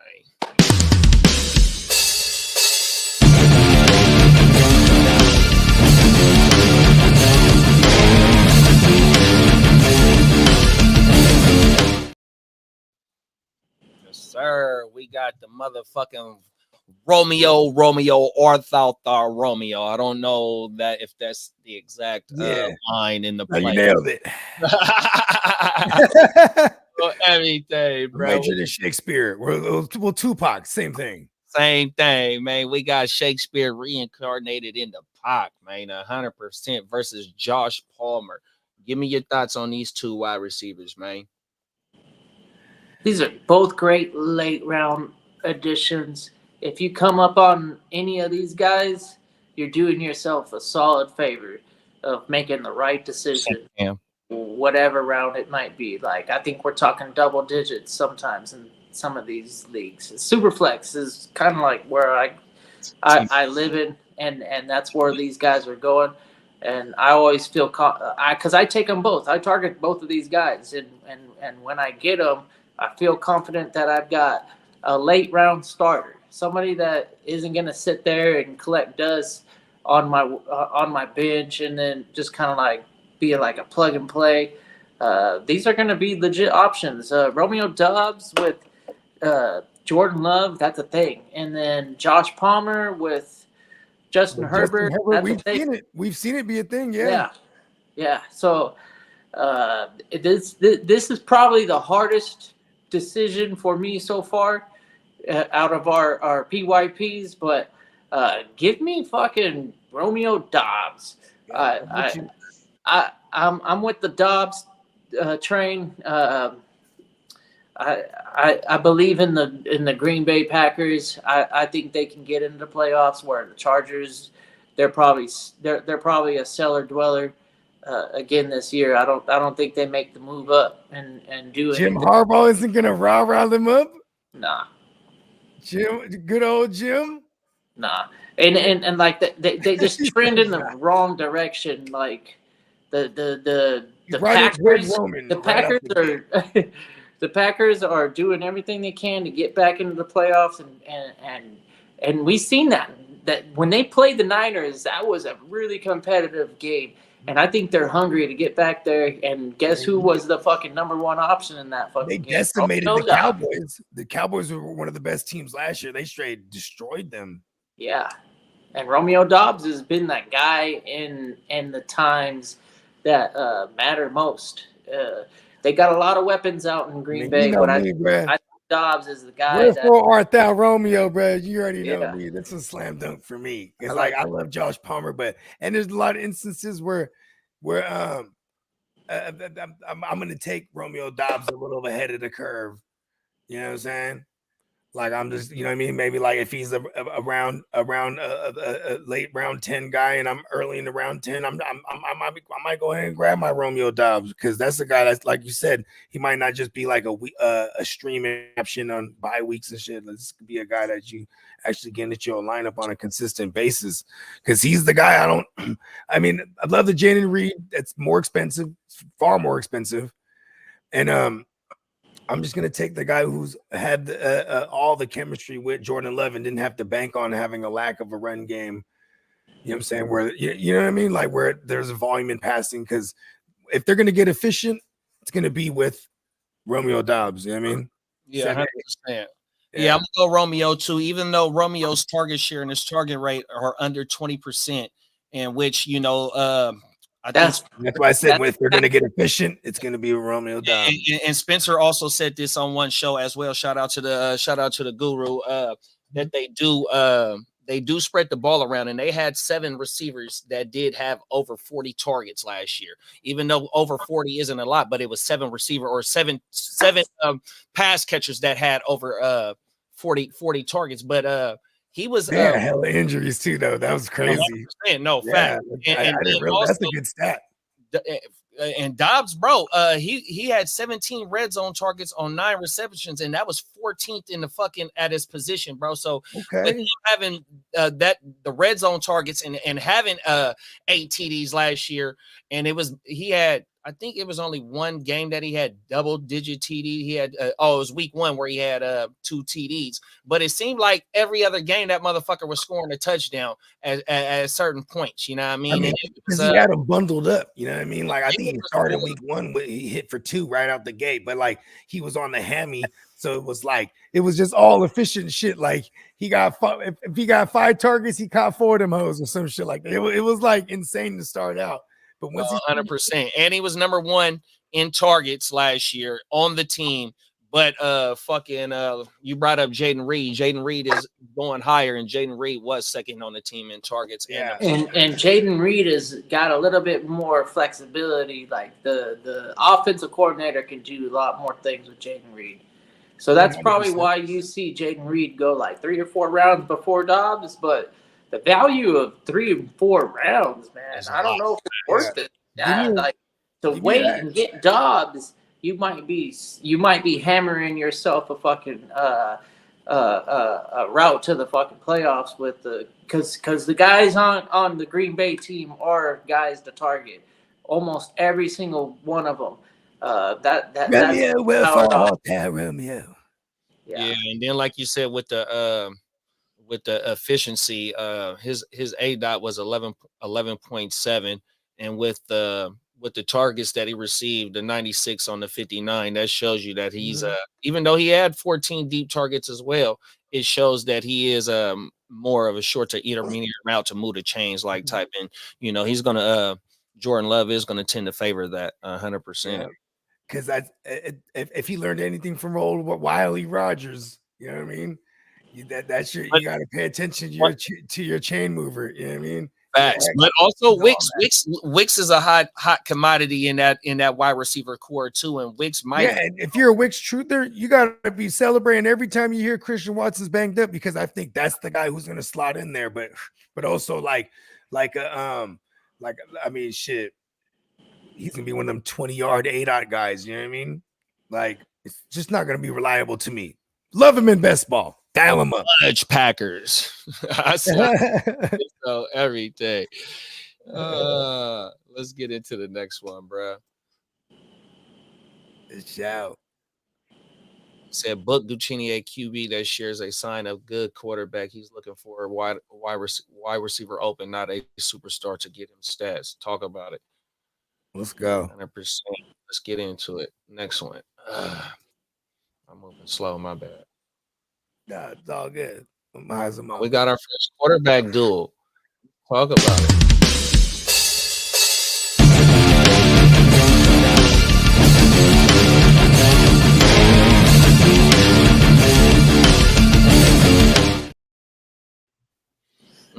We got the young bulls, bro. We got the fresh faces of the league, man. Let's talk about it. JD5 versus Mr. Fingernail Polish himself, man. Let's get into it.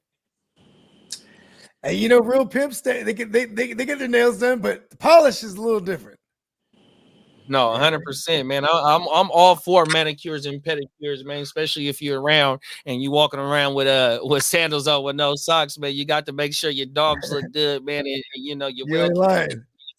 Work with your hands, take care of your hands. If you work with your feet, take care of your feet, man. 100%, man. But just don't be going with pinks and purples and rainbow colors and all types of stuff like that, man. 100%. Hey, listen, he needs to go full glam rock with getting bedazzled and shit, bro. He be killing it, bro. All right. Hey, Bakes, ain't there another receiver in Tampa, the young bull McMillan that's making a push for Trey Palmer's job? Well, here's the thing too, is like in Dynasty, if we wanted to say, we might be just 1 year away from McMillan being a full-time guy for us, right? Because you know what I'm saying, I would assume Mike Evans, you know what I mean, like, or does he keep going forever? Either way, same thing with Godwin contractually. So it's like McMillan becomes interesting. But yeah, I think Trey Palmer, he ain't nothing but like, he about to be a return guy, bro, or like in a 4 wide receiver set. You know what I mean? Like that third. Yeah, the upside on Dontavian Wicks is a little bit higher than actually. Fuck that. No, it's a lot higher than Trey Palmer. What we got in 100%. Tampa Bay is two real dogs. Like Trey Palmer would have to like all of a sudden break out and be somebody like way that's what I'm saying. than we were ever expecting. McMillan's going to be that third. When Dontavian Wicks is out on the field, sometimes he does look like the best wide receiver out there. He just killed for he's not getting the opportunities that the other guys are. But when he does get the opportunities, he looks just as good as any other wide receivers in Green Bay is arguably, like, I used to say the Steelers all the time was like really good at drafting receivers, but they've been missing for the last couple of years. You know what I mean? Not to say that Pickens ain't the guy, but like Green Bay, they find these guys all the time, man. It's maybe they take a little while to develop them, but you know what I mean? Like, because look at the track record. Even Jordy Nelson, you know, it took him a couple of seasons, then he was the guy. And James Jones, same thing. And you know what I'm saying? Devontae Adams, same thing. They just developed Jennings. Yep, Jennings back in the days. Yep, before Nelson and Jones. I think they drafted Donald Driver, OG with Brett Favre. Sharp, the other Sharp too, right? Yep. Sterling. Yep. On my moment. All homegrown, just like the Steelers. They draft their wide receivers too and develop them motherfuckers. Yeah. In recent history, though, right? I mean, I guess Pickens, because you know what I'm saying, like they were hitting all the time, though, man. I ain't gonna lie, from Juju to freaking even Martavis Bryant, if he wasn't just smoking all that weed, and obviously AB and Manny Sanders, and like they just weren't missing for a while. Right. On my mama. Hey, Tino said on the JD5 versus Caleb, is we talking dynasty or is we talking we're talking, so in this case, the way it's because it's late rounds, it's obviously geared towards a single QB, but like in Superflex, it's the same thing. If you ask me, it's just not late rounds. It's just like it's still an argument. Like it's pick your poison. You know what I mean? Yeah. So it's redraft talk, bro. Yeah, it's redraft talk. Oh yeah, to answer the question, yeah. Shout out to Twin. But I mean, see, I kind of feel like there's more stability in what I want, because I don't want my guy to die on me. And then when it gets deeper into the season, because he's all banked up from running around, in this case JD5. So I might even, if I'm going to choose between the two, I'll pay just a little bit more to go ahead and get me a Caleb Williams, because man, I'm drinking the Kool-Aid, man. You know what I mean? You might show me him here with some painted nails on, and I'm like, oh shit, you know what I mean? Definitely going. Yeah, I'm not knocking him for putting some color on them bitches. Like, I mean, rock stars do it all the time. Then I found out you told me his mom's had a nail salon and she was a nail tech or whatever. He go with her to work. He's just doing a shout out when it comes to that stuff. I think like he appreciates the scene, I guess. I don't know, but he's been involved with it for so long, so he's rocking with it. He's not changing his mindset just because he's just because he's on more televisions every week. I don't think he's going to change his demeanor. I like Caleb. I think he's shown he showed everything that number one overall pick should be showing, and that's not always the case. Like sometimes Trevor Lawrence underwhelmed, and with Caleb's situation, I think he's got the team to actually do some damage. I do think that the NFC North is the most likely division to showcase 3 playoff teams, with the Lions, Packers, and Bears being the dark horse in that league. I think the Bears can easily get into the playoffs. Bears got to lose wild the card schedule because they got the schedule, they got the defense, they got weapons, a quarterback that can make the right decision and not just like scramble for his life. And but when he does scramble, he might be just as good as Justin Fields, but he's got everything else that Justin Fields wasn't able to provide. And I like the Bears, and I don't see the Commanders getting into the playoffs. So maybe that's the tiebreaker for me, because I am up on Jaden Daniels. I think he's a solid option, and anybody that wants to choose Jaden Daniels over Caleb Williams, I'm probably not mad at you, but I'm gonna, like Bogey said, I'm gonna buy into it, and I'm gonna run with the Caleb, man. Yeah, I think he's the real deal. Yeah, I think this is a clean sweep, and you said it, kid. If with the weapons that they have around Caleb in Chicago, bro, you got OG in Keenan, you got an explosive steel weapon in DJ, and we seen DJ post top. He was a WR1. He might have been back end WR1, but he was still a WR1 last year with the play of shit QBs, yeah. 100%. Then on top of that, yeah, that's right, because he had tea bags too for a while there. Yeah, and then on top of that, they invested their second pick in the first round in Rome, and we seen what Rome did last week. Rome had a nice catch, you know what I mean, even though it's just a catch, but yet it shows that the I drank the Kool-Aid right after that catch. We've already shot it out. At like he's got the highest fucking rated profile in the homie's fucking little thing, right? And one of the things we're about to talk about next is that the tight end, man. I got some shares of Cole Kmet, man. Perception. 100%, man. That motherfucker got everything around him. And Tino said something about the defense. It will either keep his INTs high, or he'll be the best rookie quarterback ever. I'm guessing he'll play like Peyton and throw a lot of picks his first season. I understand that could be Andrew Luck. His first couple seasons, he was like that. On everything, no facts. But the defense, though, it showed up at the end of the last. Because Andrew Luck didn't have no defense at all, or offensive line too. So he was shredding. Then now Caleb, he does got all the pieces. Like, hey, man, Poles over there, they killing shit, man. You know they got Poles in Chicago. Hey, see what I did there? Nobody in the Bears have done. To be fair, we are all assuming now. I understand that, but man, I like what they got around there, though. They brought in the right pieces for the young brother to I will say Shane Waldron was part of the staff when Sean McVay, when they got to the Super Bowl with Jared Goff. And then, you know what I mean, he made a career year out of Geno. You know what I'm saying? He even got into the playoffs with Russ prior to that. You know what I mean? Oh no. Russ died on him. Yeah, that's right. He got to the joint with Geno, bruh.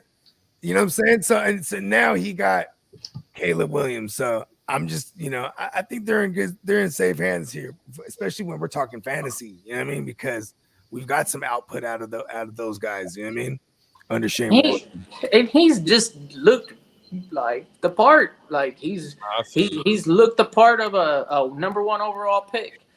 Just like Stroud. Let's look at this. Let's look at the number 1 overall pick. He was number 2, but I feel like he's like when it shows, and it's hard to like deny. Jaden Daniels at times kind of like doesn't do much for me, and I might not be on the majority on that take, but what I've seen from Caleb is that he's willing to put it all out there to win some games, and that's what I want out of the number 1 pick. Just like how Stroud was out there trying to win every single game, I just don't see that from Jaden Daniels. I think he's going to be a little bit more like, what do I do? Because like I don't have the talent that Caleb does, and that's kind of like where Bryce Young, like he didn't have the talent that the Texans do. Like it's. Let me stop you there and let's go back, because everybody thought that Bryce Young was going to be in a better situation than CJ Stroud in Houston at the time, because everybody's like, Houston has 0 receiver talent. There's nobody there for CJ Stroud. They have no offensive line. So it was really all CJ Stroud. You know, he made everybody else around him better. So I think they lucked out with that. But I like Jaden Daniels because you said, you know, he doesn't have that talent around him. What is he going to do? Well, he's going to take off running. That's what he's going to do. And that breaks fantasy football, in my opinion. So that's why I like Jaden Daniels going so late. And after Caleb, who doesn't have as high with the Jaden Daniels save very quick. Oh, he was like, he got a clean sweep. I take Jaden Daniels in a lot of leagues at the end, especially I've taken him in Superflex leagues as my QB3, and I've taken him in QB1 leagues as my first quarterback, and then I'll pair him with somebody safe like Stafford or Goff to start the year just in case it doesn't pan out.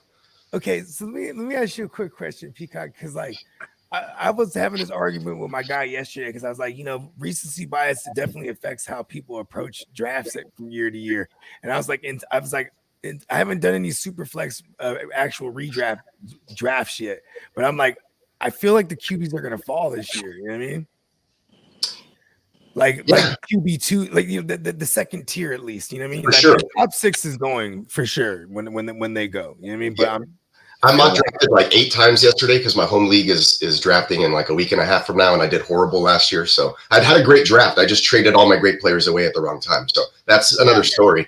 But I have been noticing that you know, you have your top 5 or so guys, and they're going really high within the first 3-4 rounds, and then there's like a gap, and then you can still get great guys who are just maybe 2-3 points less per game, you know, but still starters who have decent floors. Like I said, Matt Stafford barely being drafted. Same thing for guys like Goff, Kirk Cousins, who, you know, yet to be seen, right, how healthy he is off of that Achilles, but still known for being just a statue, stand there, pocket passer, so it shouldn't affect him too much.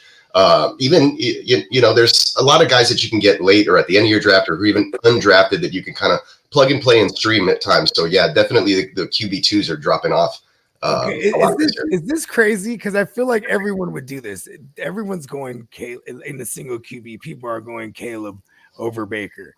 In a super flex, I feel like people are doing that same thing too. I feel like Baker's gonna be just another good value this year. Is what I'm saying. Like that's another undrafted guy. Yeah. Stafford, Baker. I mean, because if you're in the league, and Baker falls much like way further down the pecking order from Caleb. Caleb he does have a lot of hype, but I think why he has a lot of hype is because his college production, and then if we're talking about more recent drafts, it's because the film speaks volumes. So I like what I see from Caleb. I like the idea that the Bears can win games, and then I don't really see the Commanders really winning too many. games. So he's gonna put it all on the line. I put a lot of value into wins, and because a quarterback usually has, like, with the defense. Let's look at their schedules. They have a lot of involvement with winning. So in that division, that you're going to have to be really super competitive to win games. I find that the Bears might take the advantage over the Commanders next season, and that's why I have Caleb still over Jaden Daniels. I like them both. I really do, and it sucks for Bryce Young because I think I do like the quarterback, but his situation is so shit that we're talking about. Like Bakeslot says, is it going to be Will Levis or Bryce Young? I was like, man, that's like bottom of the barrel. That's like dumpster diving, bro. Like, especially in the single QB. Like, if you have either of those guys, you're hurting bad. I take the Ginsu over all of them. For sure. You mean testosterone T-Law? Yeah. That's a good one. I like that one. Okay, real quick. Let's look at their schedules. For Washington versus the Bears. Let's see how their first 4 weeks are going to pan out, because like first 4 weeks is going to say a lot. If they come out the gate firing, it's when the good coordinators start to get the film on you. Like, I mean, that's why CJ Stroud was so amazing last year, because it was like just week after week they just kept shredding everyone. You know what I mean? And like you had all this right now. And nothing against the NFC East either. Like the Eagles and the Cowboys, they're really good teams. So if Caleb is gonna have to win, he's gonna have to beat some good teams too. So yeah, because you got him in, like you said, one of the tougher divisions this year, or one of the dark horse divisions that could produce actually 3 in the playoffs. Yeah, and Jaden Daniels would be a huge reason why the Commanders get into the playoffs. I just think that Caleb has so many different weapons advantages. You got Cliff Kingsbury there, who that doesn't make me confident. No, but I'm just saying he just came from having Caleb Williams, right? Last year. What schedule are we looking at? The Bears and the Commanders. Okay, so I got the Commanders pulled up right now. Okay. They open with at Tampa Bay versus New York Giants, at Cincinnati, at Arizona. That's the starting September 8th. And that's the Commanders. So I think they can go. They might go 2-2. They could. I can make a case they can go 2-2. You know what I mean? And then the Bears' first 4 games are versus Tennessee, at Houston, at Indianapolis, versus Rams. I can have them going 1-3 right there. But see, I can make the same case for Washington too. See, because coming out the gate for me, right? That's when the hype gets. You know what I mean? When people start panicking too, they go, See, and that's what I'm saying too. If you're in a single QB, I probably wouldn't even roll out. Maybe against Tennessee, because Tennessee last year, but now you have Snead, but they were giving up like 3 bills through the air every week. You know what I mean? So when you got Jordan Love hitting value at like the 10th, 11th round or wherever the fuck he goes, it's like, and then Brock Purdy afterwards shortly, like those type of quarterbacks. I mean, even if I wanted to spend up just a little bit, I would take Dak even in a single QB. Barring that his top flight wide receiver come to play. People hate Dak too. Even the Cowboy fans. I don't want him. The later that it goes, though, is more time that CD doesn't have to get into, that shape the rest of his fucking teammates is in, bro. Rhythm, taking reps. Yeah, that situation's starting to get scarier and scarier for him and Chase and Brandon Ayuk, bro. And I would throw Goff over these guys too. Oh yeah, definitely. Yeah, 45. Mm-hmm. Yeah, if I'm in a single QB too, someone else is gonna spend up on that on the Caleb's and the Jaden Daniels. Like Jaden Daniels too, just because of the rushing. Like he had a 3-yard rushing touchdown. Everybody's going crazy. Facts. They're like, extrapolate. Hey, Caleb rushing touchdown was nasty too, because for sure. He can throw. Everyone was already going. What was even better was when Odunze was out. He all he had to do was know where he was at, and that would have been a really nice play. I don't want to extrapolate talk about that season from those guys because they did all their good work versus backups, both of them. Yeah. Land ass defenses.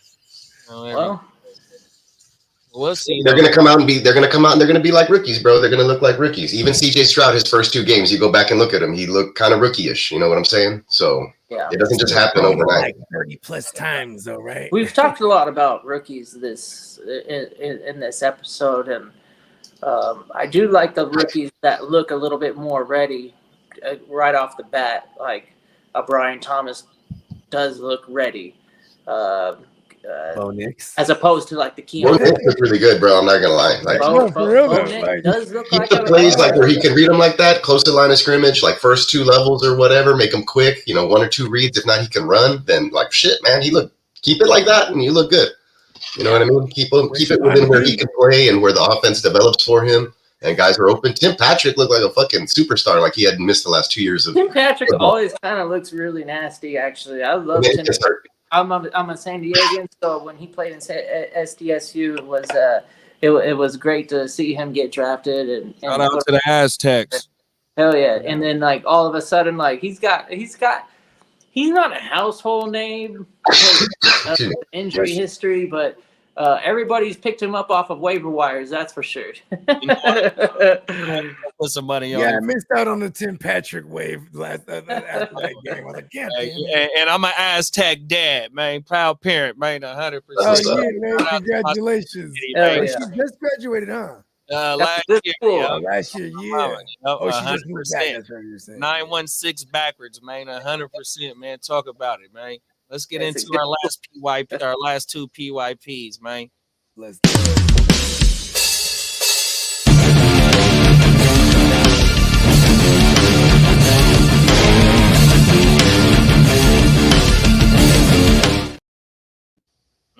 Man, I swear to God, I saw Cole Kmet holding the ball like that. It's like, see the quarterback? He looked like he's in the pocket, like waiting for somebody to get open, and all of a sudden he's going to do that quick release. Yeah, there weren't many good photos of Cole Kmet for me out there to use. But Dalton Schultz, he had Cole Kmet's not good. That's why. Yeah, him either. All of them. Trenches, he's getting pushed back a little bit in that photo. In a bunch of Dalton's things, he like comes out with his chin strap over his face. I was like, all these pictures have his chin strap over his face. So I didn't have time to be looking for a nice picture. I never felt comfortable not having the chin strap tight right here. Like I didn't like it like floating around in my eyes. Yeah, if it's that shit, like if it's in my vision, like that's terrible. Slip off and hit you in the throat. Did that thing slip off and hit you in the throat? That was the worst. Like, I mean, like you get knocked back, and at least you got like that sturdiness, and it keeps your helmet on. But like having it up here, like it can fucking easily go up even higher and then block your vision as a pass catcher. I don't remember if it was Dobbs or what quarterback, Dorian Thompson, whatever quarterback it was, but he threw a pick and he got crap off and his helmet flew off. And he put it back on, and then he made the tackle like 40 yards downfield, and then his helmet came off again. And I was like, bro, you got to get that helmet situation fixed. You're trying to be cool. Oh, man. I never got that. Like, if you're going to wear the equipment, that's not just Tucker, Tino. I've seen a lot of players nowadays just kind of like they have the mouthpiece because it's probably like regulated that they need to have it. But they don't ever fucking use it. Especially the quarterback. They got that shit on the side right here, and they're like talking about like the play and how to line the offensive line, and like they don't really put the mouthpiece in like they're supposed to. Yeah, I would. Guys like Nico and Tank always have it just dangling off the face mask or whatever. Yeah, like they need to have it, so they just. Like ours was attached like that, right? It had the strap to the face mask, but like I always had that thing in, bro. Pause. Pause again. There was even those guys in high school. They had braces and they had these special mouthpieces. They were like double, like on top and bottom and stuff. Like they were like gigantic things. I don't know. It was crazy, but. Well, Pathfire one, that's kind of popular stuff. That was always the cheat code when you're a young kid. If you started shit with somebody and they had braces, like cool, just pop them right in the mouth, and then you look like you fucked them up, right? Because they're gonna show color for show. Now we got a pro wrestling show. You know what I mean? kids don't fight. Yeah, it's not cool. No. Unless you're a fight club.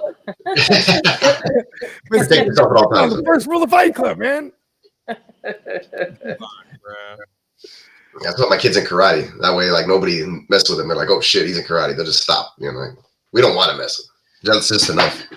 Yeah, and at least when that's what we'll say too. Yeah, kids join some, or even for all you dads out there, put your kids in some kind of form of martial art because then it'll teach them discipline too. Hell yeah, it's good for sure. That it does. My son's like, dad's rage. My son's like, yes sir. You know what I mean? I'm like, I love that. Wrestling was good for football players. Oh hell yeah. For off-season workout, like wrestling practice was conditioning 100 times more difficult than the football practice. Football is a game. Like you got to know where you're supposed to be at. I mean, I was a defensive player, so like playing zone defense and knowing schemes, like that was my area. But like, I guess in wrestling, it was more about like, okay, technique, strength, and then getting lucky that you're not going up against like an uber athlete, because in wrestling you do get those like tiers where you're like, whoa, this guy, you can't ever fucking beat him. It'll be 100 matches and you'll lose 100 times. But then everybody else, you'd be like, man, I'll fucking easily overpower or over technique or overdo something. But then like you get these kids in high school that have been wrestling since they were like 6 years old, and they're just better every aspect. The technique. Yeah, my nephew played football, and then after his senior year football season was over, there was nothing for him to do, so he's like, oh, I'm gonna try out wrestling. And like he just had that either, I don't know if it was that manimal strength or great technique, or he was just good at it. He like excelled really fast every week. Real quick. Wow. Yeah. So he was doing well on varsity there or whatever his senior year, and everybody at the meets and stuff, they'd be like, how long have you been wrestling, man? Like, where'd you come from or whatever? And he's like, this is my first year. Yeah. Just a natural. Yeah, but he said he wished he would have done that or known about it sooner, but they didn't get wrestling at his high school until he was a junior. So he got it. Well, that's crazy. Yeah. You're looking at his ears, they're like, damn, he ain't been wrestling that long. He got no cauliflower. But now he's doing boxing now or whatever. He lost like 20 pounds just doing a bunch of training recently. And then next thing you know, he's in MMA, bro, because he didn't started picking up all little tidbits here. When you combine boxing and wrestling, you're the top of the food chain in MMA. Hey, all the fights start on the feet, so yeah. Mm-hmm. Jiu-jitsu is something that's like, I don't know, man. I'm just too scared to like, somebody's going to tear my ankle off or my kneecap. Yeah, that's the submission thing, which a lot of people can learn that. If they have the skills to roll around on the mat and then actually I gotta start them young on that one. Yeah, I'd be like, my back. I tap. You just get on my back. Bar and roll. Side guards, just tapping already. And then like the submissions, you can learn like 1 or 2 submissions and get away with it. Yeah, for sure. Mouth lice, man. I'm glad that doesn't exist, Sounds horrible. It does. Absolutely does sound horrible. It's like ringworm on your tongue or something. Oh no! That's crazy. Yeah, definitely. What was it? I did wrestling in 8th grade, and freshman year I was trying to do wrestling again, and I remember there was a little thing, a breakout of the what is it called? The ring. What is that? The ring worm. Yeah, I was like, screw that. Yeah. Early OCD phases of Bogart. I was like, you know what? Never mind. Hell yeah, dude. The athlete's foot. I remember I got it in junior high, and I was like, all right, flip flops. 100%. Gotta air it out. Freshman year, I was like, can't have no sweaty socks. Tino said he took his daughter shooting last week, and then Bakes a lot. That's fun. Start kickboxing here in a few. There you go. Well, that's what's up. See, I like where Tino's mind was at too, because I want my daughters to learn jiu-jitsu so they can know how to just choke a motherfucker out. Somebody submission. You know what I mean? But Tino just went straight to like, you know what? Took my daughter shooting. You know what I mean? Because Tino does come from a family of shooters, though. You know what I'm saying? Allegedly. You know what I mean? Yeah. Steph Curry. One in the chamber, man. I'm talking about like any for skill shooting for competition and collecting out on the street. You got one in the chamber, you're not losing, man. That shit's like game over. Game over. I mean, my daughter's been playing Call of Duty since they was kids, since we tykes. You know what I mean? Like, this is the real thing now. Take it to the shooting range. Real talk. Yeah, I just don't like being like choked or like put in a position where I'm like, stop. You know, I don't know.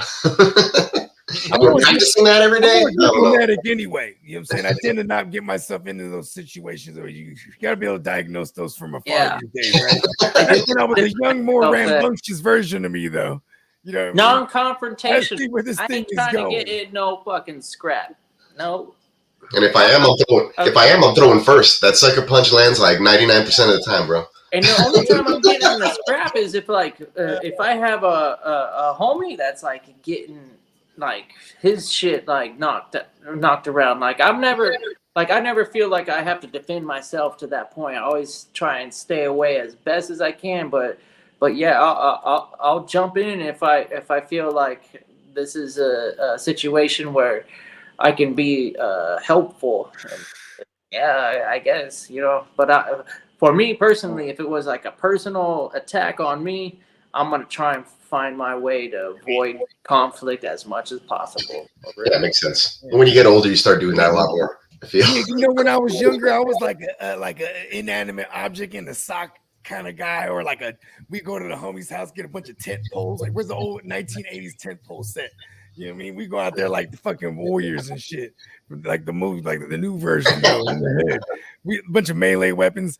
Then when it got older and the motherfuckers had straps, you don't play with this nobody, man. Period. 100%. I couldn't imagine. That just came across my timeline over on YouTube about road rage, and the motherfucker let off a few fucking shots. Oh, yeah. And the people, they got hit. They had to go to the gas station to go call the police. Hit, bro. Just over some fuck ass road rage, bro. Yeah. See, that's what I hate about road rage. It's like, it's your fault you're late. Okay? Right. You know it's traffic every day. Oh my man. You let off on them. I show up to work probably like 15-20 minutes early on the regular, bro. Man, look, my own time at work is 15-20 minutes early, big bro. Oh my mama. When you show up 15-20 minutes early, it shows that you're ready to work, bro. When you just stumbling in right when you gotta come in 2-3 minutes before the clock goes, bro, that just shows it's when I had like what is it called? Like an 8 to 5 type of joint back in the day, you know, for a small little period of time. And this when I used to smoke cigarettes, you got to get there early to have the cigarettes and coffee too. 100%. That's how that's how I worked into this mode. Like, all right, now let's go punch in. Yeah. You have your coffee, you talk your shit from the night before, whatever happened the night before, you know. Yeah, whatever game it was, or you know what I'm saying. Water cooler talk. Facts. There it is right there. And it's often fantasy football, for real. Right? Speaking of fantasy football, man, we didn't get to this one. Let's get back to this one.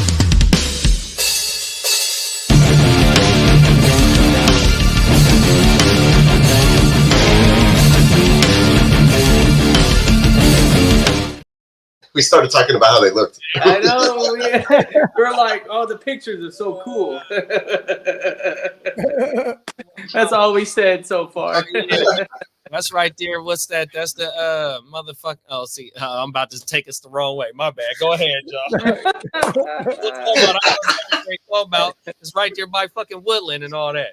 When you come, we were talking about Caleb Williams and stuff. So I do kind of like the fact that Komet is a little sneaky. I mean, obviously, both of these guys are right outside probably your top 12 range, right? The starters. You're looking for somebody who can break inside the top 5, obviously, right? Who has that potential. But if you have to take a choice with one of these guys to start the year, I'd probably look at the schedule, right? Who they play first, and then look at also they're in very similar situations as that. They have young quarterbacks with a good wide receiver core that has like 3 other notable pass catchers.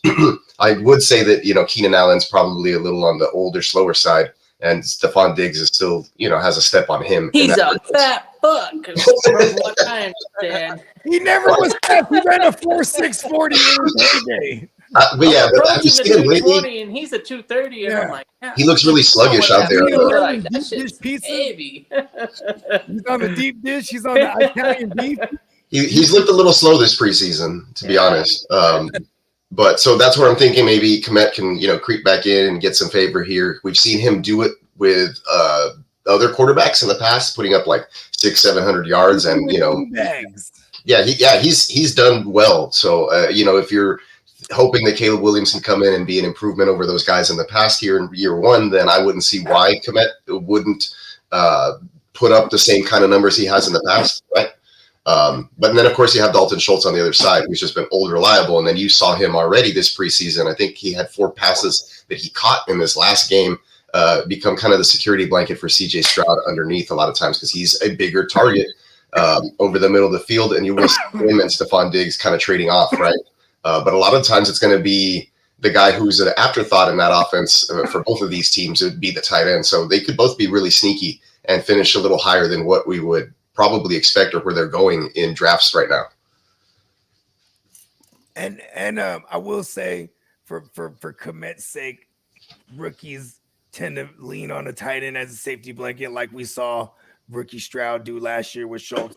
But man, I think I'm just always going to attach myself to that, what I think is fire already. So I would take the Schultz. But man, if I can snatch both of them up and, like you said, play the matchups, I kind of like it. But yeah, if I have, I'm gonna lean on Schultz here, even though Kmet, he has had some big games there, especially last year.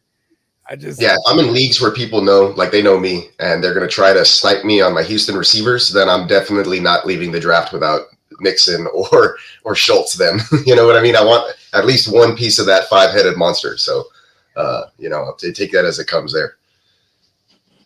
Yeah, I agree too.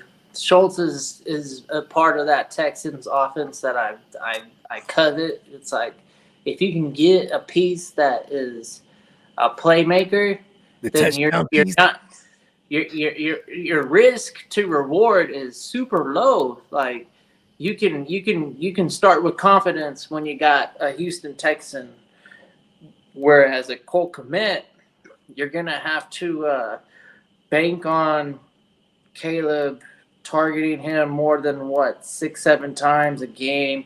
And sometimes defenses work against a tight end in an adverse way. Like unless you're like an elite tight end, it's really easy to shut down that position. So there's going to be a lot of weeks, I think, for Cole Kmet where you're just not going to get too much action because that defense is going to fucking be able to stop the tight end.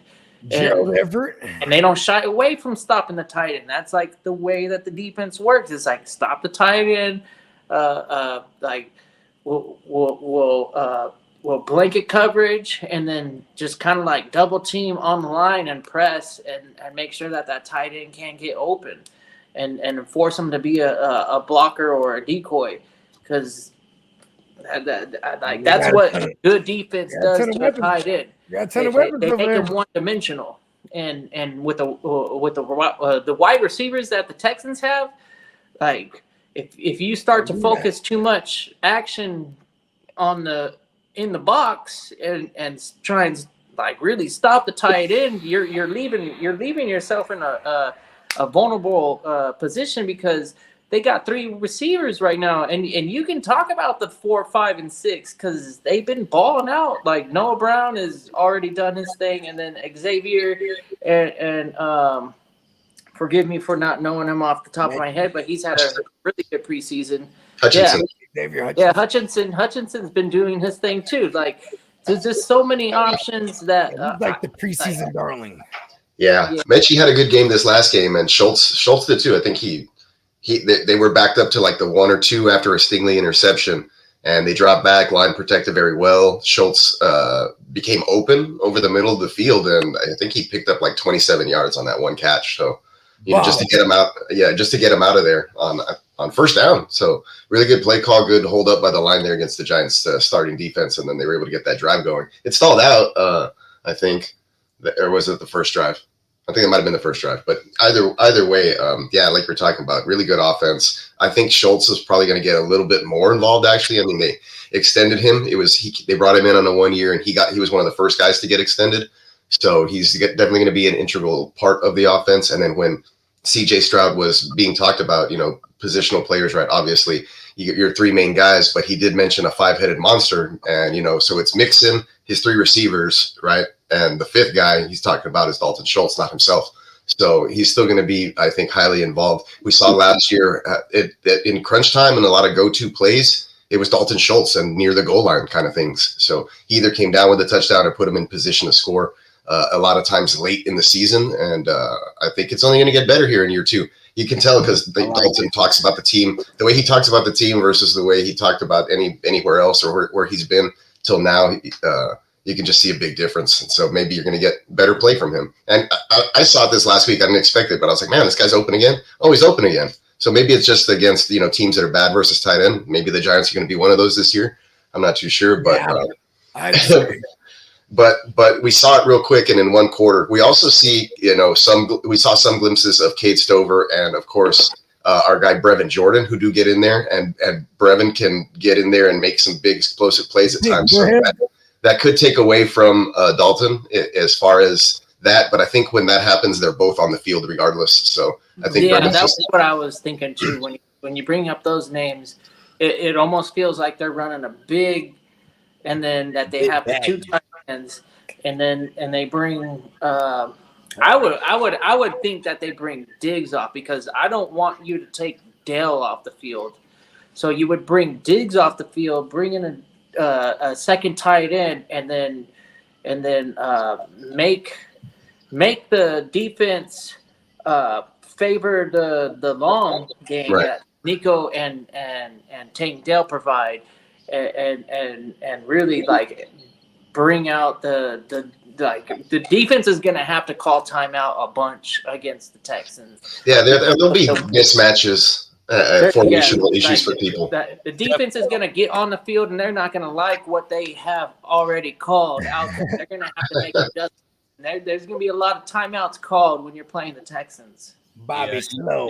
And then with the where Dalton Schultz and Kmet is going, and for them both to be floating around 90 targets last year, which the group of tight ends above them are Jake Ferguson, who had 100 targets last year. So where you're getting these tight ends, these 2 tight ends, you're definitely winning. But and as I'm looking at the advanced metrics, they damn near had the same fucking season last year, but now you come in, whether you're on Caleb Williams being a better upgrade over Justin Fields and get better quality targets, and Kmet having a top 10 tight end season last year, which Dalton did as well. And Dalton has a top 5 tight end finish, or it might even be a top 3 tight end finish, where in that season it was Amari and I want to say CD's rookie year with Dalton. I know it was Amari for sure. Amari, Dalton, and somebody else over there. So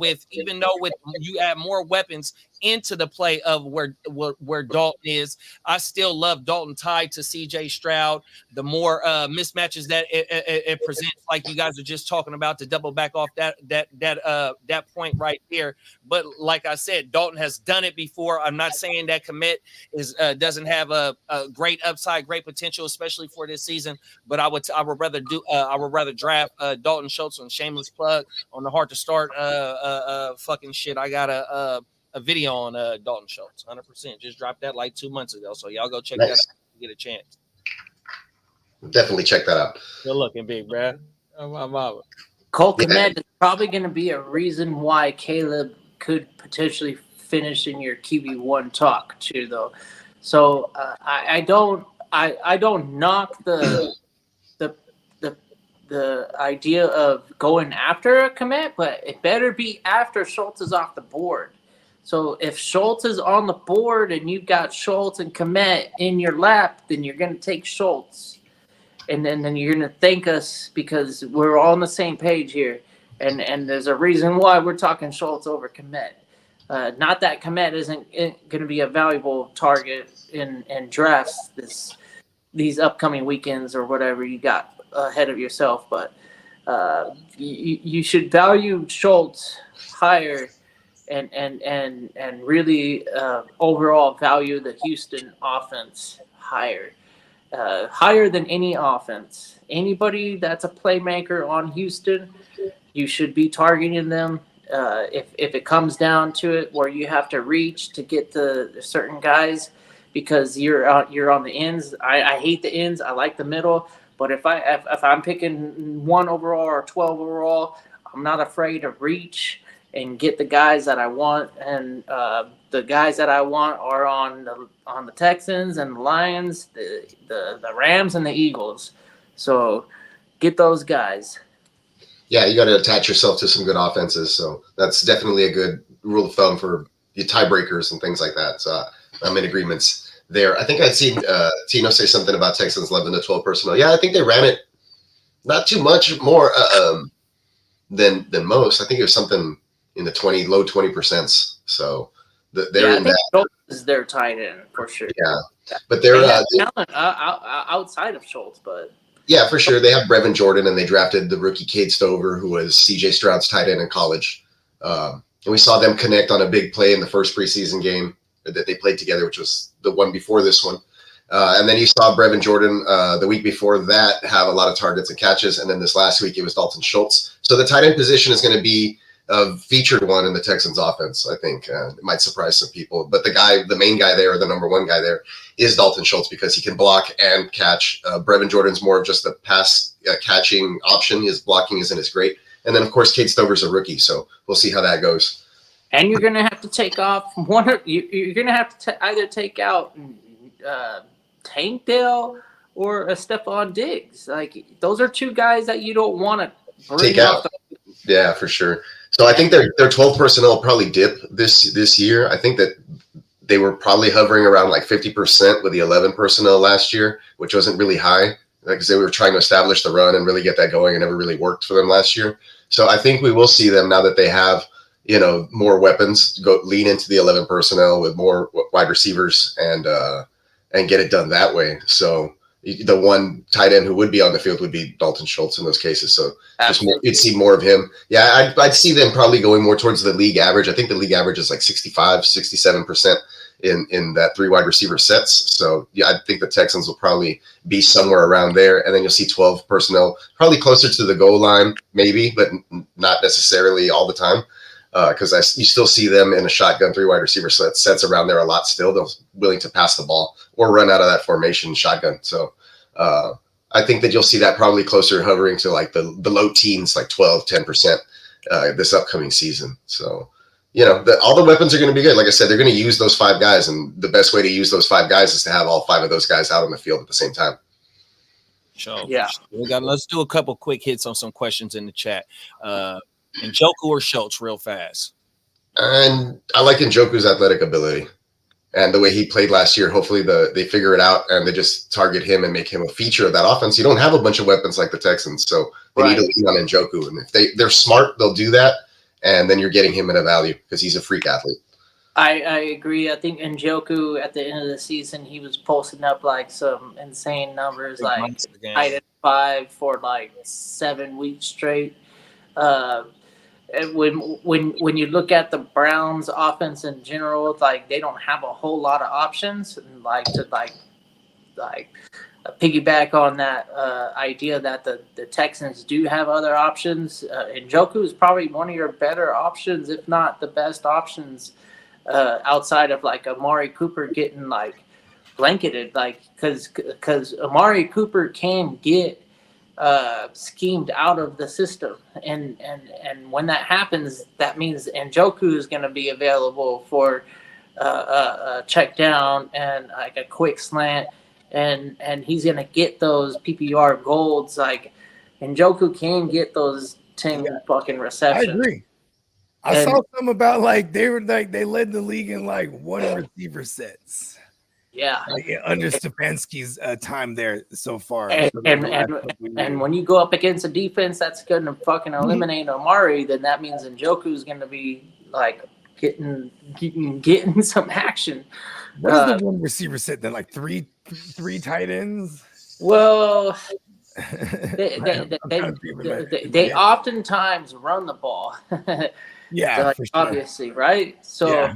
What a 1 receiver set is built for is to so pre-snap the quarterback can go ahead and say, oh, they really brought in, instead of an 8-man box, they brought a 9-man box in.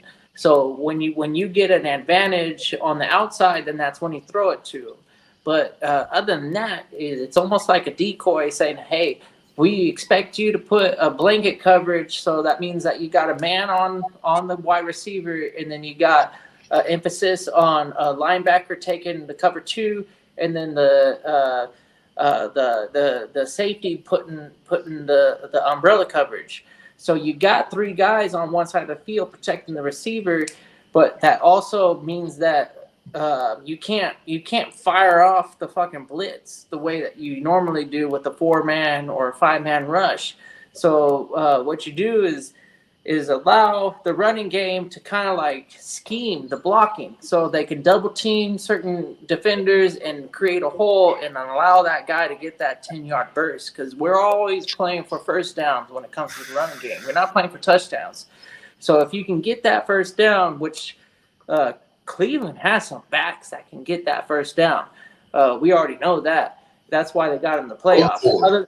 Other than their defense fucking rocks. Even bringing in Deontay Foreman for that matter. I mean, I know he got hurt, but like, you know, they want some guys that can he had the rock just because this motherfucker's gonna get the yards. You know what I mean? Yeah. The only thing about David Njoku, and we're tying him to Watson, in his first 6 weeks, he only had 25 targets, and he ended up with 123. So basically, he had 100 targets without Deshaun Watson, bro. That's crazy. Rod Watscombe. I don't know, bro. Yeah. And you're taking it was after he Crisco'd his ass, and you're taking Njoku around where Fergie is. So why not wait a few more rounds and go get steady Dalton Schultz, bro? I don't hate that idea. No.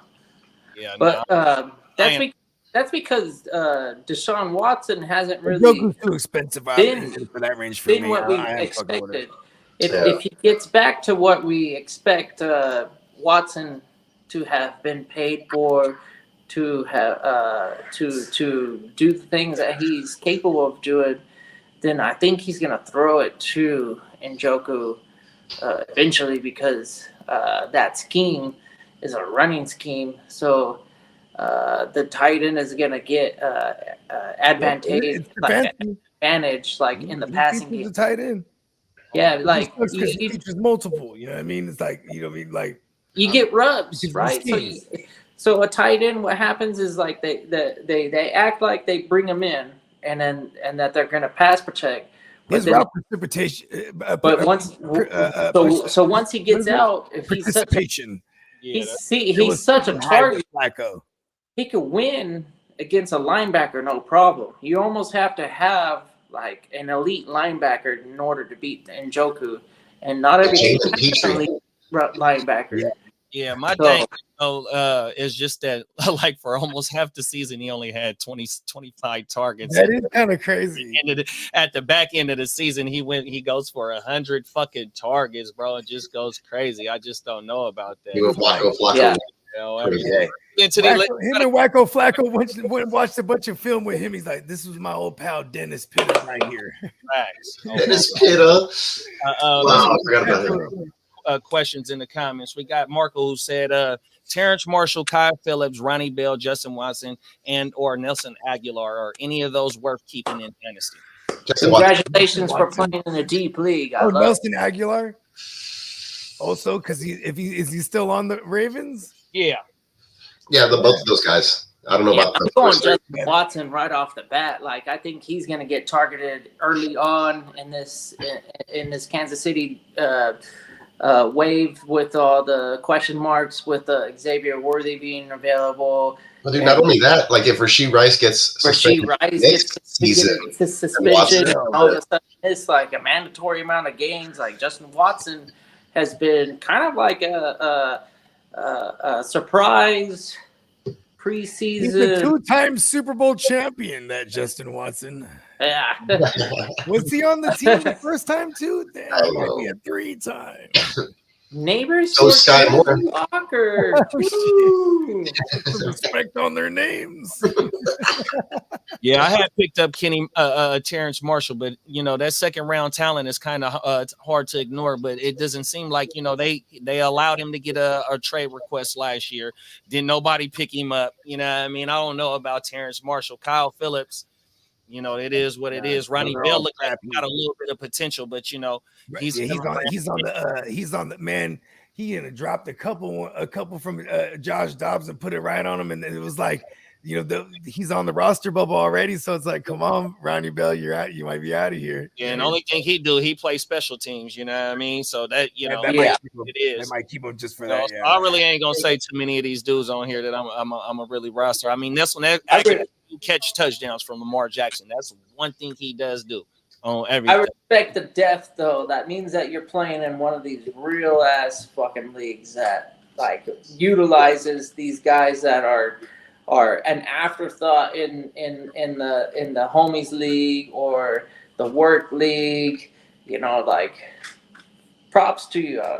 Get out there and join these deep leagues where you get to appreciate every position in NFL, even the wide receiver 4s and 5s on squads, because once you get into those wide receiver 4s and 5s on some of these squads, then I think your focus changes and you start seeing better playmakers overall, like, because that's how you hit. Like, if anybody picked up Puka Nacua after the draft, props on you, because you saw it in League 19. And then when you got it, I was hot. I was like, how did I miss that?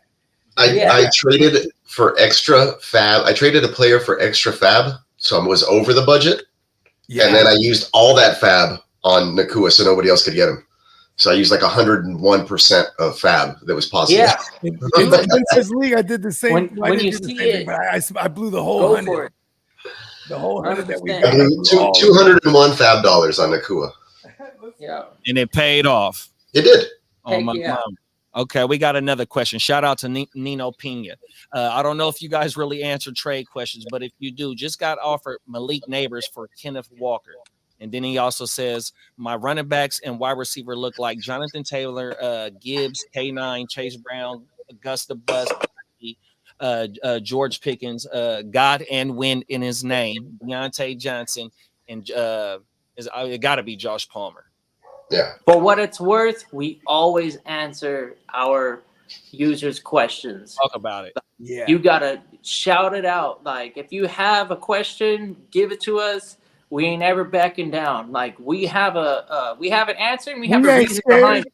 We're not gonna give you something vanilla when it comes to the answer either. Like, we're gonna have a reason, and it should resonate very well with our user base. Let's get to it. Let us get on it.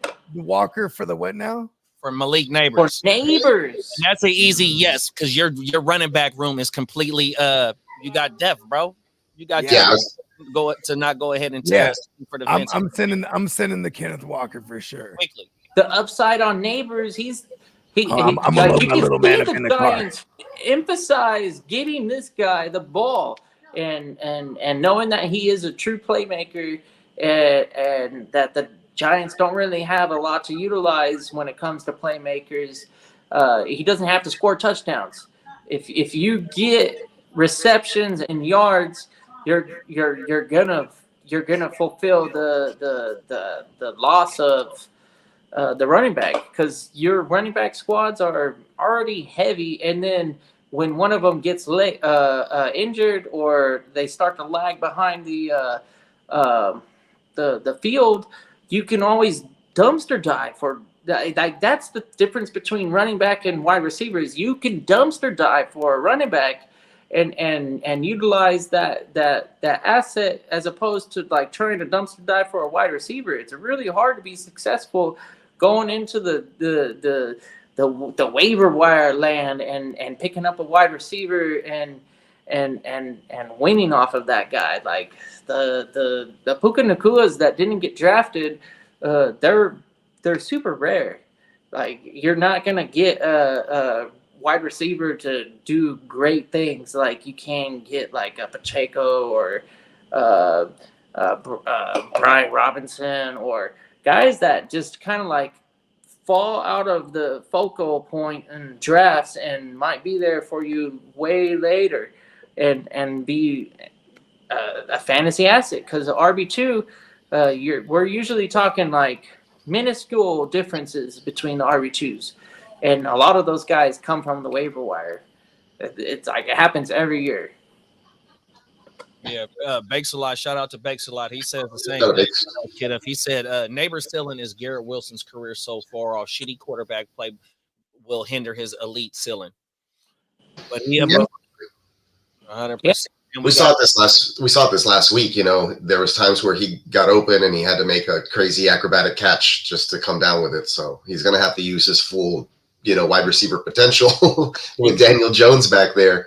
And the rest of the offense not being really able to support him. So the Giants offense basically did absolutely nothing versus the Texans starters. It was in the second quarter that you saw some of those plays being made. I think Neighbors did have like one grab versus the Texans starter, I think it was the rookie cornerback on the other side, or maybe a nickel was covering him. It might have been Boyd. So maybe it wasn't a starter, but it's still to that effect. Like he got targeted, I think at least 4 times. Like 4 times a quarter, almost it felt like. So in the second quarter, at least. What the Giants lack is a scheme, and they don't got a play caller dialing up good plays. There was a couple times where I felt like I watched that Giants replay and saw something missed, but it might not have been like it was like a totally secondary read. So, like, when the quarterback drops back and then goes through his reads, like, the guy that was open wasn't the focal point of, like, so Daniel Jones has a bit better to, like, scan and then find the guy and then be more open to not have to force the ball to the 1 or 2. Because if you have a third option, like, you can't forget about the third option. And I felt like a lot of the times Daniel Jones forgot about the third option, and the third option was wide open, or like it was going to be a surefire first down. And dumbass. Yeah, like, but then some of the throws that he did execute were like really impressive. Like, okay, this guy hasn't lost a lot of ability. Like, if the coaching staff and the quarterback work together to like really improve the offense in general, then the Giants could potentially be in a lot more games than we expect them to. I expect them to win maybe 4 games this year, but they might be like some of those Lions games back in the day where like the Lions lost a lot, but they were always like kind of in it, and it was like, oh wow, okay, so are they going to win? Singletary and Neighbors will carry. You know what I mean? They'll carry that team, and Daniel Jones' legs, but then he'll make a stupid decision like that. They don't get points, and that's how they lose. You know, it's pretty much what we saw in the first quarter. Watch that first quarter of the game versus the Texans. Couldn't have gone any worse for the Giants, but that's probably what you're going to see a lot of versus many teams that are, top level teams. And if this is Dynasty, we talking about Nino, and shout out to Nino for tapping in and following, subscribing to everybody channel. We appreciate you, big bro. Click that bell to whatever, you know what I mean? That way, when we firing this joint up, man, we do got a set schedule for fantasy talk, bro, 100%. But to double back though, is that this might be our only year with Neighbors and Daniel Jones, depending on how the season goes. So, we probably got them as a top 10 pick already. I don't know what the quarterback draft is looking like potential next year, how many top 3, 4, 5 quarterbacks could be, within range conversation you are getting. So, Neighbors is definitely somebody that, and like Tino, if Spencer's out there, he'll put it in the chat. He always knows the hot prospects that we be looking out for. Yeah, Tino, tell him. Fucking Neighbors is a guy.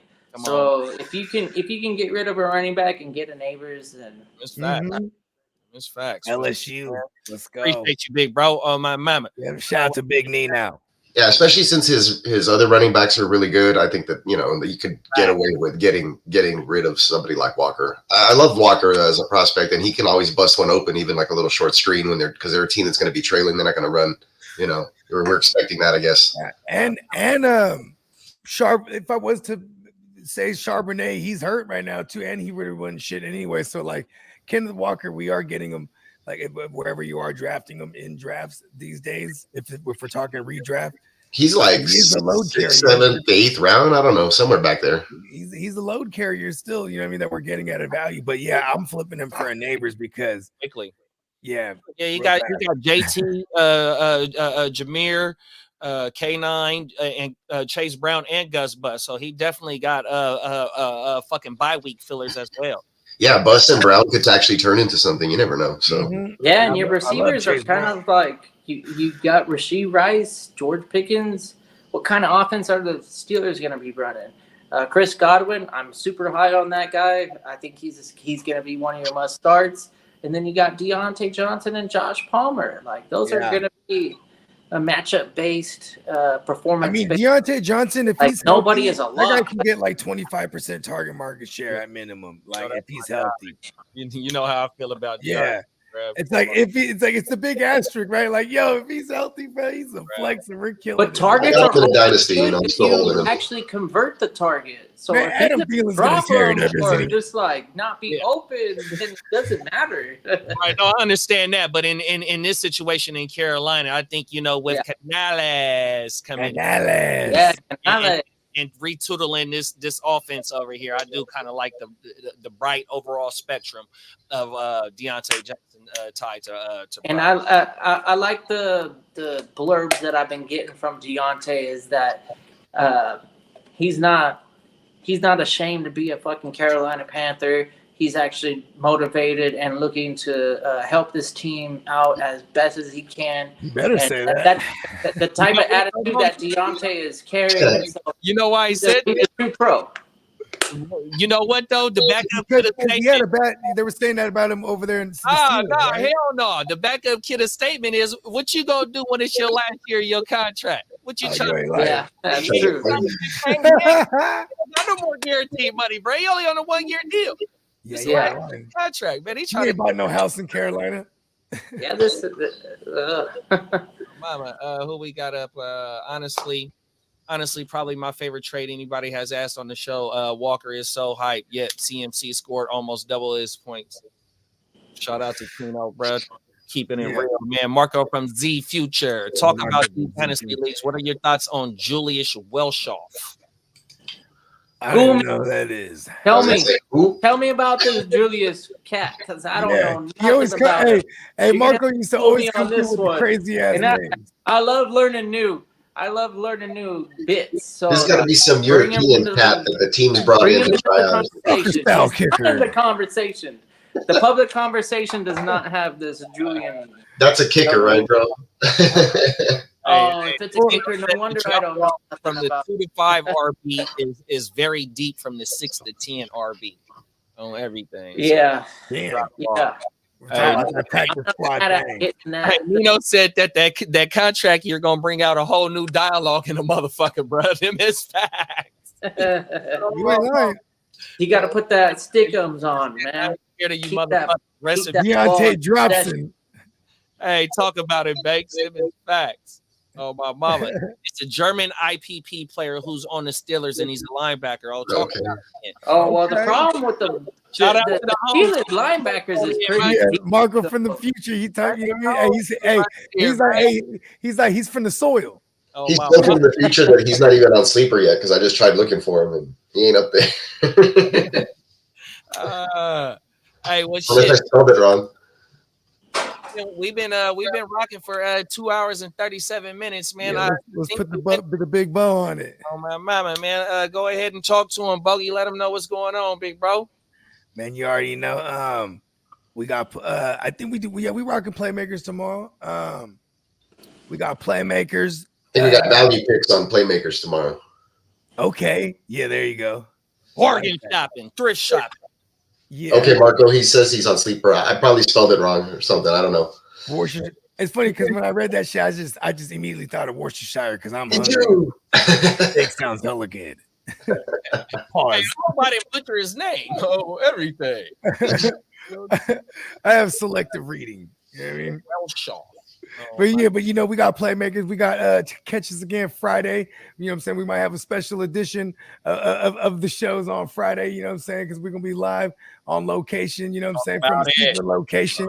Yeah, I mean, Sin City, here we come, man. Shout out to everybody that's rocking with us. You know what I'm saying? On all the channels. You know what I mean? We from my man Kidda, Neon Peacock. You know what I'm saying? Also to our sponsor, neonpeacockmerch.com. We got some new releases coming your way. You know what I mean?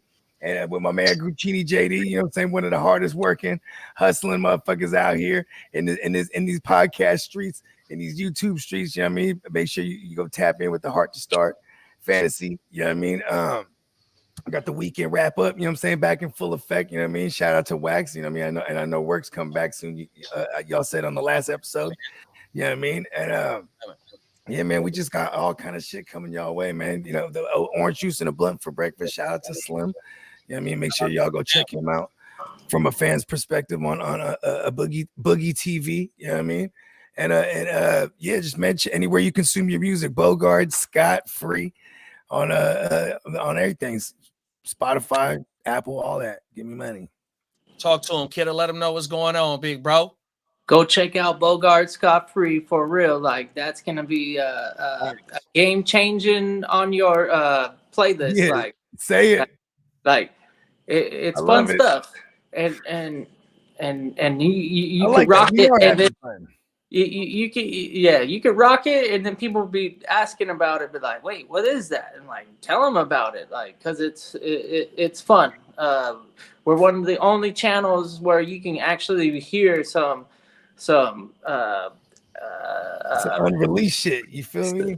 Well, yeah, like we do our thing. We got Peacock putting the videos out, and we got Bogey putting out the track. So it's totally our stuff. So we ain't biting off nobody's Peacock is the shit. I love working with Peacock. Shout out. He brings it Check all out Neon Peacock merch. You're gonna find something that you're gonna want to cop because there's a lot of options. They got all sorts of different that you don't have to get a t-shirt. We got the Smoking Bear one up.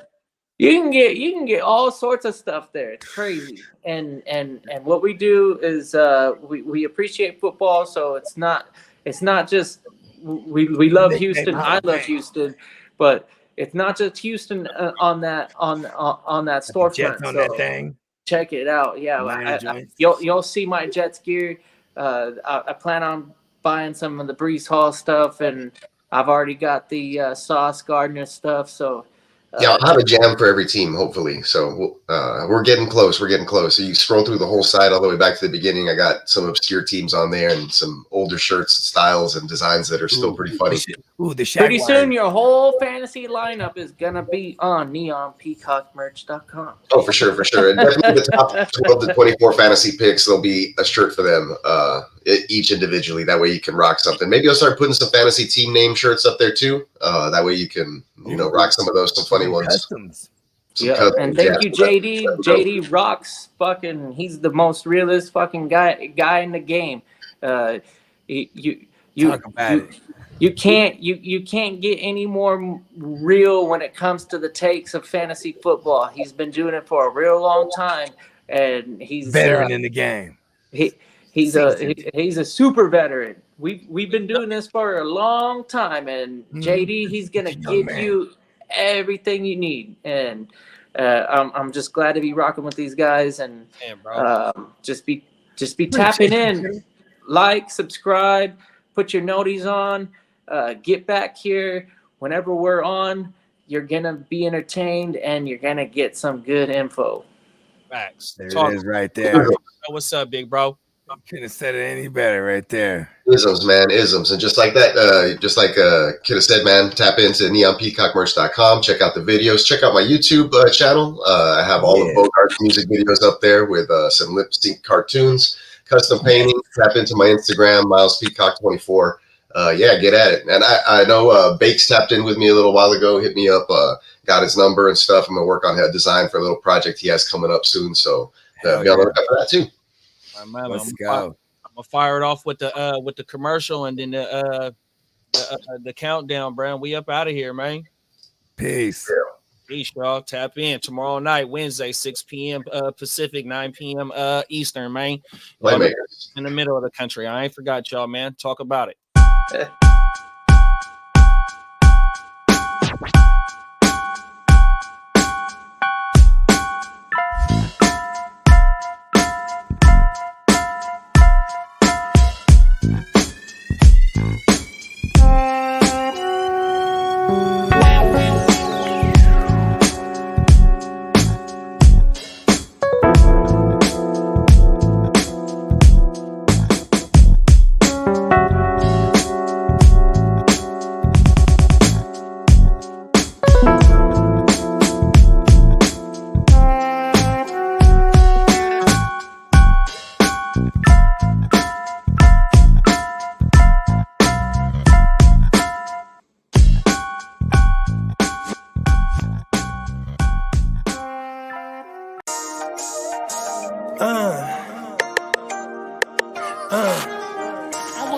Prime one, that's him.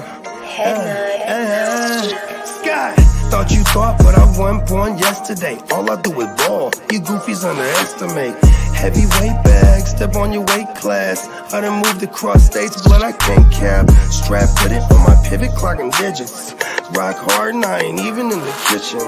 I'm on a mission to move soft, make a thing flip like a moonsault. Keep a switch for everybody through salt. Face froze, somebody check dude pulse. Is you stepping or stepped on? Wake the game up, make them regret I was slept on. Bogey's world, welcome to a new dawn. Till I move up, I can never move on. Big bread got me bougie past the great poop on. I'm getting over while you busy fighting over croutons. Yeah, bogeyism, a true boat, brother, gon' get it. All this water got me tripping. Hella fish scale, but I ain't fishing. See, I move with precision. When it comes to living, I'm the definition. If I stand for one thing, it's on business. Bogeyism, it just hit different. Yeah, it just hit different. You find my story is all non-fiction. I put my family for me and I gotta mention. I keep an air fan tone my henchman. For you squares, option for opposition. And you ops, I get popped trying to stop my ascension. Talking generational, you got my attention. Underworld motivational, you feel the sensation. Try to see how I look, get booked, I'll take it. I was just a crook, all it took was some patience. Now my phone off the hook, I got hella deals waiting. You ain't really made it unless you got somebody hating. Bogey's world, welcome to a new dawn. Till I move up, I can never move on. Big bread got me bougie past the great poop on. Getting over while you busy fighting over croutons. Yeah, bogeyism, a true boat, brother, gon' get it. All this water got me tripping. Hella fish scale, but I ain't fishing. See, I move with precision. When it comes to living, I'm the definition. If I stand for one thing, it's on business. Bogeyism, it just hit different. Yeah.